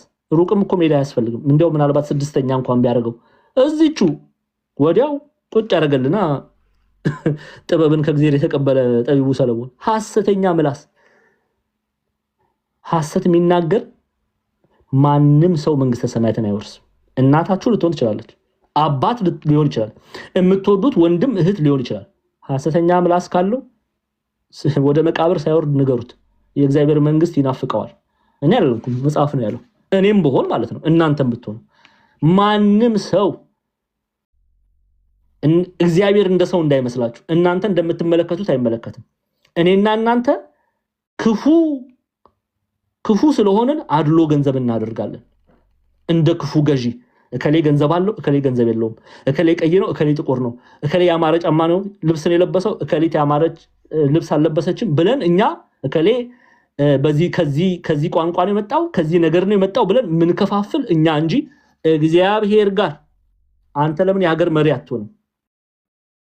ህዝብ ለምን 1000 ህዝብ 1 ሚሊዮን ህዝብ 100 ሚሊዮን ህዝብ አታስከትልም? እናንተ ባለፈው ሲመጣ እንዳጨበጨበችሁለት ይሄ ስፒድ ምናምን እንደሚባለው አይወርስም አልኳችሁ። የእግዚአብሔር መንግስት ማን መጥቶ ይከራከራል? በእግዚአብሔር ቃል መጥቶ የሚከራከር ማን ነው? ኃጢአተኛ የእግዚአብሔር መንግስት አይወርስም። በቃ በምን ቋንቋ እንንገር? ለምን ሊቅ አይሆንም? ሐሰተኛ ምላስ ያለ የእግዚአብሔር መንግስት አይወርስም።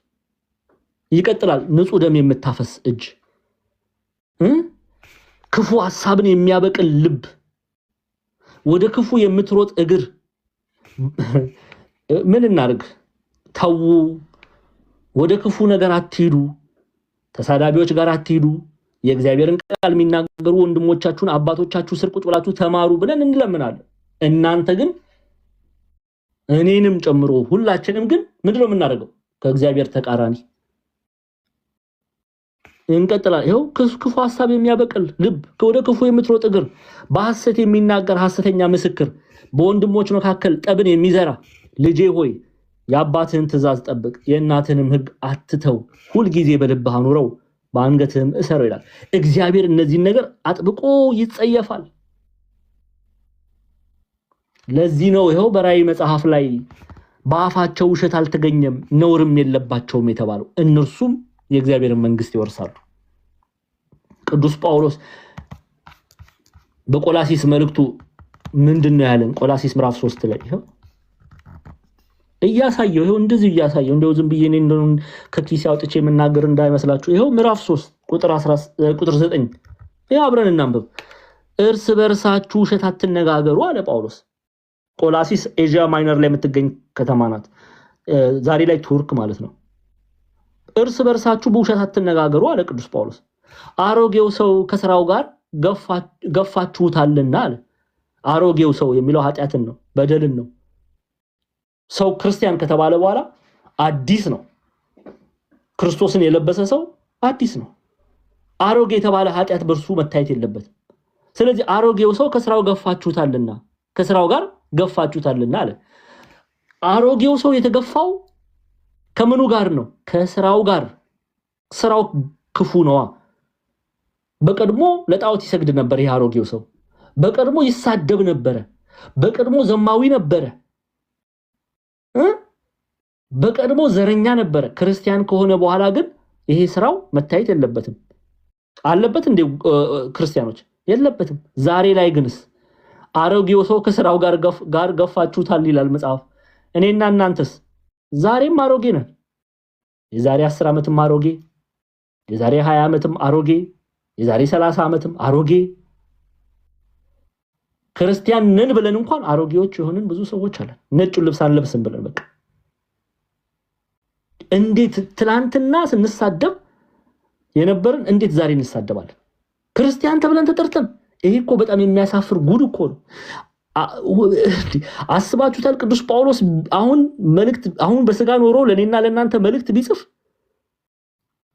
መቼ ነው አዲስ ምን ሆነው? መቼ? የትህትና ልብ የለን። ሰዎች ሲሰድቡን መቼ ነው የምንመርቀው? ስደቡ ብሏል ጌታ፣ ስደቡልኝ ብሏል። አንዳንዱማ ለቤተ ክርስቲያን ተቆርቋሪ ይመስለዋል እኮ ስለተሳደበ። አቤት ኃጢአት፣ አቤት በደል፣ አቤት ትዕቢት። ከሊቅ እስከ ደቂቅ ነው ማወራችሁ። መች ነው አዲሱን ልብስ የምንለብሰው? እስቲ መልሱልኝ። መች ነው ከዘረኝነት የምንወጣው? መች ነው ከክፋት የምንርቀው?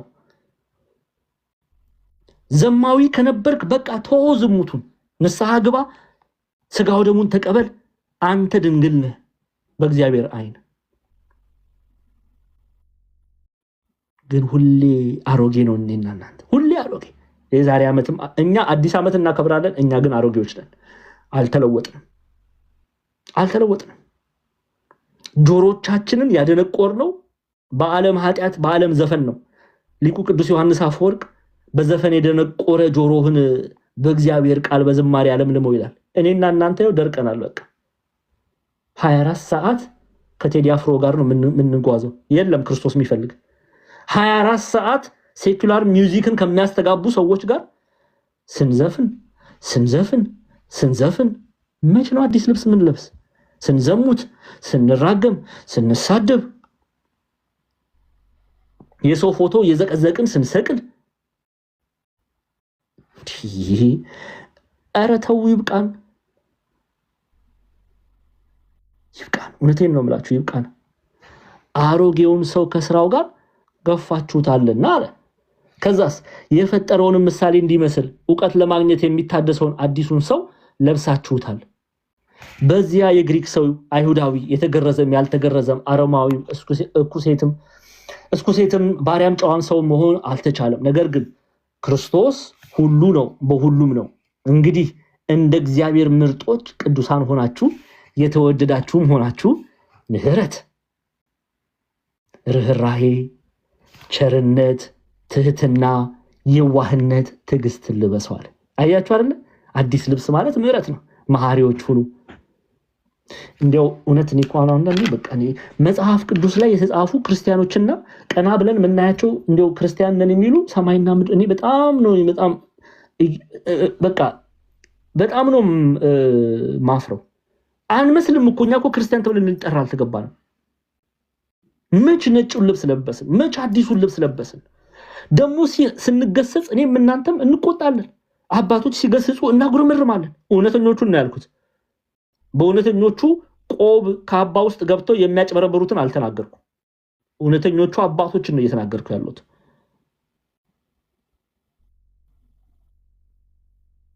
መች ነው የምንለወጠው? መች ነው ምህረትን እስቲ የምንለብሳት? መች ነው ርህራሄን የምንለብሳት? መች ነው ቸርነትን የምናደርግ? ትሁታን የምንሆን መች ነው? የዋሆች የምንሆን መች ነው? መች ነው ትዕግስትን የምንለብስ?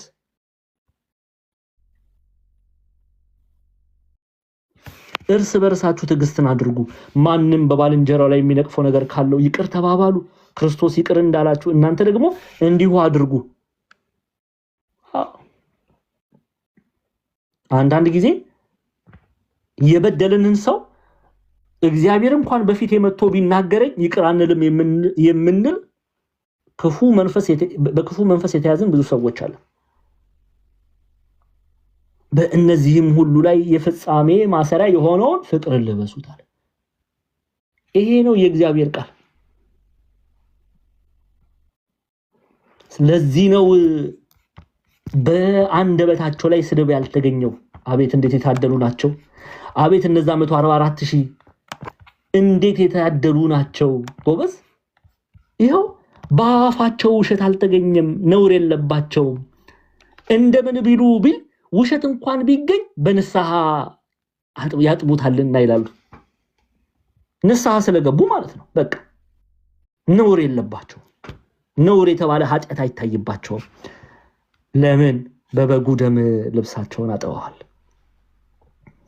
እኛስ እንኳን ልናጥብ ይሄንን ነውር ለብሰን አስተዋዋቂዎች ሆነናል። ዛሬ ተው፣ ብዙዎችን ታሰናክላላችሁ፣ ይሄ ኃጢአት ነው፣ ይሄ በደል ነው ብለን እንኳን በውስጥ ብንናገር ተሰድበን ብሎክ እንደረጋለን። እንዲህ አይነት ዘመን ላይ ደርሰናል ጎበዝ። እኔ የምናገረው ለእናንተ ብቻ አይደለም ለራሴ ነው። በነገራችን ላይ የእግዚአብሔር ቃል በሁለት በኩል የተሳለ ሰይፍ ነው። ዲያቆን ዛማኑኤልንም ይቆርጣል፣ ማርሸትንም ይቆርጣል። የሚያስተምረው መንፈስ ቅዱስ ነው። በቃ እሱ ማን ስለሆነ ነው እኔን እንደዚህ የሚናገር የሚል ትውልድ እኮ አለ። ኧረ እባክህን ያንተ እኔ ካንተ ያነሱ የባስኩ ኃጢአተኛ ነኝ። የሚናገርህ መንፈስ ቅዱስ ነው። ንስሐ እንግባ ነው እያለ ያለን። በቃ ቤተክርስቲያንን የምናሰድብ ብዙ ሰዎች አለን ዛሬ በየሚዲያው ላይ። ንስሐ እንግባ እባካችሁ፣ ንስሐ። ትልቅ ትልቅ ትልቅ በደልና ኃጢአት ተሸክመን አንመላለስ። የቤተክርስቲያን እውነተኞቹ አባቶች አፍረው አዝነው ስንት ነገር በውስጥ የሚያለቅሱ ስንት ሰዎች አሉ መሰላችሁ።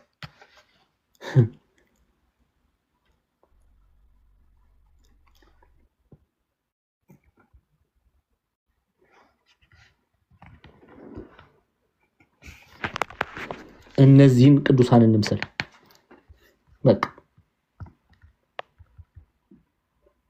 ስለዚህ በጉ ወደ ሄደበት የሚሄዱ እነዚህ ጻድቃን ሰማዕታት ነው። ማናሽም አትሄጂም። እኔ በጨለማ ውስጥ ተቀምጧል እስከ ዛሬ ድረስ። እቺ ከተማ በዚህ ከተማ ላይ ያለችው እስር ቤት ጳውሎስና ሲላስ የታሰሩባት እስር ቤት ዛሬ ድረስ ትጎበኛለች።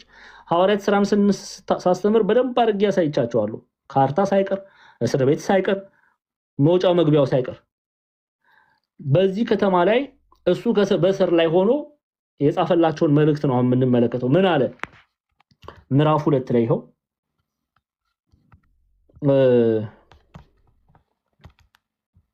ከቁጥር 10 ጀምሬ ላንብብላችሁ። ይህም በሰማይና በምድር ከምድርም በታች ያሉት ሁሉ በኢየሱስ ስም ይንበረከኩ ዘንድ። በማን ስም? ለማን ስም? ለኢየሱስ ስም። በኢየሱስ ስም ይንበረከኩ ዘንድ። ከሙሉን እናንብበው። እሺ። እርሱ በእግዚአብሔር መልክ ሲኖር ሳለ ከእግዚአብሔር ጋር መተካከልን መቀማት እንደሚገባ ነገር አልቆጠረውም። ነገር ግን የባሪያን መልክ ይዞ በሰው ምሳሌ ሆኖ ራሱን ባዶ አደረገ። በምስሉም እንደ ሰው ተገኝቶ ራሱን አዋረደ፣ ለሞትም ይኸውም የመስቀል ሞት እንኳን የታዘዘ ሆነ። ታረደ። በግ ምንለው ለዚህ ነው። በዚህም ምክንያት ደግሞ እግዚአብሔር ያለ ልክ ከፍ ከፍ አደረገው፣ ከስምም ሁሉ በላይ ያለውን ስም ሰጠው። ይሄ እንዴት እንደሚፈታ አይተናል። ገለጠው ሲባል፣ ሰጠው ሲባል፣ እነዚህ ነገሮች ምን ማለት ነው? ለምሳሌ በባለፈው በጥምቀት ዙሪያ ላይ ስንነጋገር የምወደው ልጄ ይህ ነው ብሎ እግዚአብሔር አብ የተናገረውን ቃል ማሰብ አለ። ገለጠው፣ ልጄ ነው ብሎ ተናገረ ብለን ተርጉመን በትርጓሜ አበውን ያስተማሩትን ትምህርት አይተናል። ኦኬ። ስለዚህ ይህም በሰማይና በምድር ከምድርም በታች ያሉት ሁሉ በኢየሱስ ስም ይንበረከኩ ዘንድ መላስም ሁሉ ለእግዚአብሔር አብ ክብር ኢየሱስ ክርስቶስ ጌታ እንደሆነ ይመሰክር ዘንድ ነው ይላል። ስለዚህ ለማን ተንበርክኩ አለ? መላኩ። ይኸው ተንበርክኩ የሚለው አምልኮትን እንዲያቀርብ ነው። በሰማይና በምድር ባህርንም የውሃንም ምንጮች ለሰራው ስገዱለት አለ፣ አምልኩት አለ። ይሄ መልአክ ከእግዚአብሔር ዘንድ የተላኩ መልአክ ምን አይነት መልእክት ይዞ ነው የመጣው? ሰማይና ምድርንም ባህርንም የውሃንም ምንጮች ለሰራው ስገዱለት አለ። ካለመኖር ወደ መኖር ያመጣን በጉ ነው። ለበጉ ስገድለት፣ እግዚአብሔርን አምልኮተ ቄሳርን ገንዘብ እንዳታረጉ። ምክንያቱም ይሄ ራዕየ ዮሐንስ ሪቪል ሲገለጥ በዘመኑ የነበሩት ሮማውያን ቄሳሮች አምልኮትን ገንዘብ እንዲያደርጉ ይጠይቁ ነበር፣ ክርስቲያኖችን ያስገድዱ ነበር። እንዳትሰግዱ፣ ስግደት የሚገባው የአምልኮ ስግደት የሚገባው ኢየሱስ ክርስቶስን ነው። እርሱን አምልኩት። አንድም ከዘመን በኋላ እኔ አምላክ ነኝ ለእኔ ስገዱ ብሎ የሚመጡ ሊኖሩ ይችላሉ። አሉም ደግሞ እንዳትሰግዱ። አምላክ እግዚአብሔር ኢየሱስ ክርስቶስ ነው። የአምልኮ ስግደት ምንሰግደው ለእግዚአብሔር ነው። እርሱ ነው ሰማይና ምድርን ባህርንም የውሃንም ምንጮች ለሰራው ለእርሱ ስገዱለት ብሎ ይህንን ወንጌል የዘላለም ወንጌል ይዞ የመጣ መልእክተኛ ሲናገር ነው የምናየው። ኦኬ ሐሳዊ መሲህ ይሰግዱለት ነበረ። ይሄንኑ ክፍል የምታዩት ይሄንኑ ክፍል ለመረዳት አንድ ምዕራፍ ብቻ ወደ ኋላ ተመልከቱ። ምዕራፍ 13 ላይ ሐሳዊው መሲህ ምዕራፍ 13 ቁጥር 1 ላይ ተገለጠ። ሐሳዊው ነቢይ ምዕራፍ 13 ቁጥር 11 ላይ ተገለጠ። ሐሳዊው ነቢይ ምንድነው የሚያደርገው? ይሄው ሌላም አውሬ ከምድር ሲወጣ አየሁ። የበግ ቀንዶች የሚመስሉት 2 ቀንዶች ነበሩት፣ እንደ ዘንዶ የሚናገር ነበረ። ትርጓሜያችን ሐሳዊ ኤልያስ ይለዋል። ኦኬ ሐሳዊ ነቢይ ነው፣ ኤልያስ ብለው ይጠሩታል።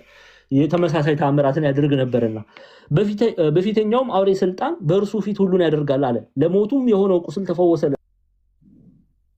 ለፊተኛውም አውሬ ምድርን በእርሱ የሚኖሩት እንዲሰግዱለት ያደርጋል። አያችሁ ምዕራፍ 13 ቁጥር 12 ላይ ሐሳዊው ነቢይ ለሐሳዊው መሲህ ይሰገድለት ዘንድ ተአምራትን ያደርግ ነበር። በምትሃት ይላሉ አበው በትርጓሜ። ዲቫይን የሆነ ሚራክል አይደለም የሚያደርገው፣ ማለት ከእግዚአብሔር የሆነ ተአምር አይደለም የሚያደርገው። በምትሃት ሰዎች ለሐሳዊው መሲህ ይሰግዱ ዘንድ ያደርጋል። ምን ብለው ነው የሚሰግዱት ታዲያ? ሲሰግዱለት አንተ ክርስቶስ ነህ ብለው ነው የሚሰግዱት። አንተ መሲህ ነህ ብለው ነው የሚሰግዱለት። ታዲያ የእግዚአብሔር መልአክ መጣ ደግሞ ይኸው ቁጥር 14 ላይ እንዳትሰግዱ አለ። በታላቅ ድምጽም የፍርዱ ሰዓት ደርሷልና እግዚአብሔርን ፍሩ ክብሩንም ስጡ ካለ በኋላ ሰማይና ምድርንም ባህርንም የውሃንም ምንጮች ለሰራው ስገዱለት አለ። ለሐሳዊው መሲህ እንዳትሰግዱ እሱ ክርስቶስ አይደለም ብሎ የሚያነቃ መልአክ መጣ። ለዚህ ነው አንዳንድ ሊቃውንት ኤልያስ የሚሉት፣ ሄኖክ ይሉታል ደግሞ ሁለተኛው መልአክ ብሎ ቁጥር 8 ላይ ሲመጣ ደግሞ ችግር የለም ሄኖክም አልነው ኤልያስም አለው መልአክ የእግዚአብሔር መልእክተኛ ብለን እንተረጉመዋለን እንደ ትርጓሜያችን። ይሄው ለዚህ ነው ኢትዮጵያ ሊቃውንት ከጥንት ጀምሮ ከዚህ በኋላ ሌላ መልአክ በውሃው እየበረረ መጣ። ሲመጣ አየው፣ የዘላለም ሕግ ወንጌልን ተሸክሟል አለ። ከእግዚአብሔር ዘንድ ታዝዣለሁ አለ። በምድር ለሚኖሩ ሁሉ ያስተምር ዘንድ ታዝዣለሁ ይላል ብለው ካሉ በኋላ ለሕዝቡ ለአሕዛቡ ያስተምር ዘንድ ምንድነው የሚያስተምረው? የአምልኮ ስግደት የሚገባው አምልኮ የሚገባው በጉ ወልደ እግዚአብሔር ኢየሱስ ክርስቶስ ነው ብሎ ያስተምር። ታዲያ እኔና እናንተ መች ነው የምንሰማ? ጎበዝ ይሄው የሚፈርድባት ጊዜ ደርሳለች። እግዚአብሔርን ፍሩት ወሰብሖ አመስግኑት እያለ ያስተምር ዘንድ ታዝዣለሁ ይላል።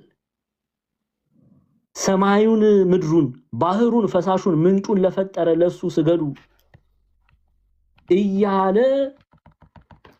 ያስተምር ዘንድ ታዝዣለሁ ይላል። ስለዚህ ሰማይና ምድርን ለፈጠረ ስገዱ እንጂ ለሐሳዊው መሲህ እንዳትሰግዱ። ዛሬ እኔና እናንተ የምንሰግድላቸው እኮ ብዙ ሰዎች ነው ያሉት። የቀደሙት ሮማውያን በክላሲካል ሚቶሎጂ ግሪኮ ሮማን ካልቸር እነሱ የሚሰግዱት ለዙስ ነው። ሮማውያን በግሪክ ሚቶሎጂ ዙስ ይለዋል፣ ሮማውያን ደግሞ ጁፒተር ይላሉ። እነሱ የሚሰግዱት ለነ ጁፒተር ነው። ይሄው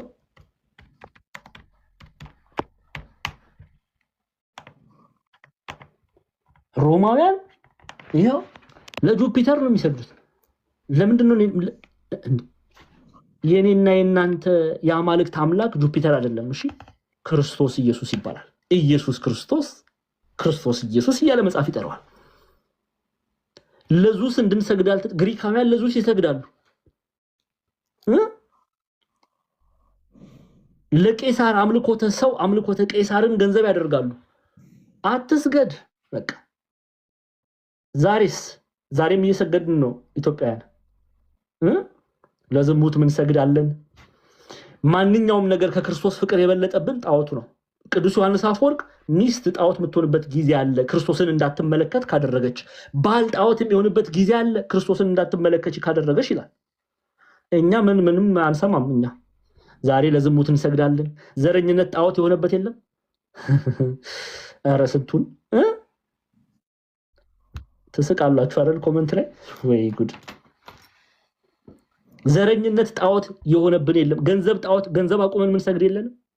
ከእግዚአብሔር ቃል ይልቅ ገንዘብ የወደድን ለገንዘብ ብለን እንደ ዴማስ ጳውሎስን የካድን የለም አለን እኮ።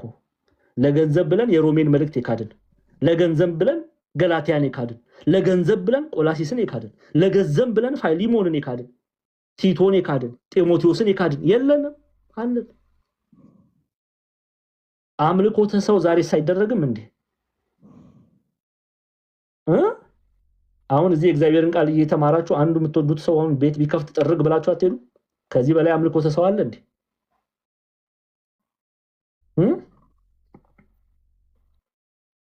አሁን ቴዲ አፍሮ ንስሐ ግባ ብዬ ብናገር ስንቱን ያግሮመረም አለ መሰላችሁ? እሱ ማን ነውና ነው ቴዲ የሚናገር ይላል እንዴ? ማን ነው? ዲያቆን ዛማኒ ልባላለሁ። ልንገርህ፣ አስተምር ብላ ቤተክርስቲያን ኃላፊነት ሰጥታኛለች። አይደለም ለቴዲ አፍሮ አልኩ፣ የማንም ንጉስ ፊት ቆሜ የነገስታት ንጉስ ለሆነው ለክርስቶስ መሰክራለሁ። የመመስከር ስልጣን እግዚአብሔር ሰጥቶናል። ለኔ ብቻ አይደለም፣ ላንተም ላንቺም። ስለ እውነት ሰዎች ሲጠፉ ቆሞ መመልከትን ገንዘብ እንዳናደርግ ታዘናል። ሁላችንም ቢገባን ኖሮ ስለ ክርስቶስ እንድንመሰክር። እስጢፋኖስ ማን ስለሆነ ነው በካህናቱ ፊት ስለ ክርስቶስ የተናገረው? በሰዱቃውያን በፈሪሳውያን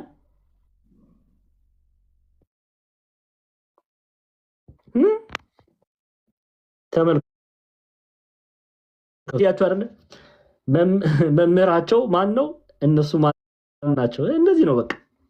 ዓለም እንዲህ ናት፣ እንዲህ ነው የምትሳደበው። ግሎሪፋይ ግን ልናደርግ ነው የተጠራ ነው። እኛ በስድቡ አናፍርም፣ ደስ ነው የሚለን። ልቦና ይስጣቸው እንላለን። በሞት አፋፍ ላይ ሆነው የሚሳደቡ ትውልድ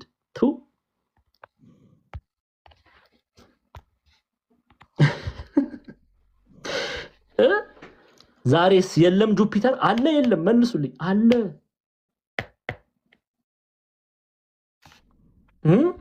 አለ ጁፒተር አለ። ዛሬም ጣዖት የሆኑብን ሰዎች አሉ በመካከላችን። ከሌንማ እንዳትነኩብን ምንል እንዳትነኩብን። እሱንማ ንስሐ ገባም ማለት አንችልም። አቤት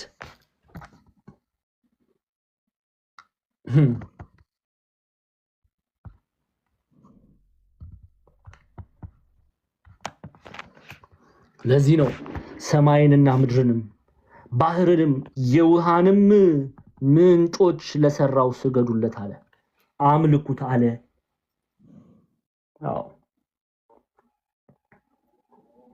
ይህንን እውነት ገንዘብ እንድናደርግ እግዚአብሔር አምላክ ይርዳን።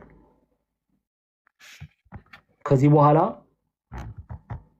ሌላ ሁለተኛ መልአክ ሲመጣ እናያለን። ይሄ ሁለተኛ መልአክ ምንድን ያደረገ? ምን አይነት መልእክትን ይዞ መጣ? ሁለተኛ መልአክ የተባለውስ ማን ነው የሚለውን እንመለከታለን። ከአበው ትምህርት ያስተማረን የገሰጸን የቅዱሳን አባቶቻችን አምላክ ጌታችን አምላካችን አባታችን መድኃኒታችን ኢየሱስ ክርስቶስ ስሙ ከአጥናፍ እስከ አጥናፍ የከበረ የተመሰገነ ይሁን። እጅጉንም እንወዳት እናታችን ቅድስት ድንግል ማርያም ጸሎቷ መልጃዋ ከኔና ከእናንተ ጋር ይሁን። ራዕይ ዮሐንስ ምዕራፍ 14 ክፍል 1 አብቅቷል። ዓርብ ዕለት ምዕራፍ 14ን እንጨርሳለን። በርቱ። ብዙዎች እየተማራችሁ ብዙ ነገር እንዳተረፋችሁ ተስፋ አደርጋለሁ። ምዕራፍ 14ን በዚህ ሳምንት እንጨርሳለን። ሰኞ ምዕራፍ 15ን እንጀምራለን። ማስታወቂያ በመስራት ሐዋርያዊ ተልእኮ እንድትወጡ ሰዎች መጥተው የቤተክርስቲያንን ትምህርት እንዲያደምጡ ግድ እንድትሉ አደራ በረከት የሚገኝበት አገልግሎት ነውና አደራ ማለት እንወዳለሁ። ራዕይ ዮሐንስን ስንጨርስ ብዙዎቻችሁ በጠየቃችሁት መሰረት የያዕቆብን መልእክት እንማራለን። እባካችሁ የያዕቆብ መልእክት አንድ ምዕራፍ ብቻ አይደለም ያለው፣ ማለትም ያቺ የፈረደችባት ሁለተኛ ምዕራፍ ብቻ አይደለም፣ 5 ምዕራፍ ያለው መጽሐፍ ነው። ስለዚህ መግቢያውን ብቻ አይደለም የምናየው፣ እያንዳንዱን ቨርስ ባይ ቨርስ የሆነ ኮሜንታሪ ያዕቆብ መልእክትን እያንዳንዱን ነው የምንማረው። ስለዚህ ያዕቆብ መልእክትን እንጀምራለን። የሰዓት ማስተካከያ ይደረጋል። ብዙ ሰው ሰዓት እንዲስተካከል በጠየቃችሁት መሰረት የሰዓት ማስተካከያ እናደርጋለን።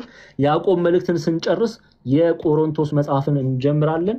አንደኛ ቆሮንቶስ እና ሁለተኛ ቆሮንቶስ ሁለቱንም ዲቮሽናል ኮሜንታሪ እናደርገዋለን። ግን ቨርስ ባይ ቨርስ የሆነ ማብራሪያ እንሰጥበታለን። ሰፊ ባክግራውንድ ኮሜንታሪ እንጠቀማለን።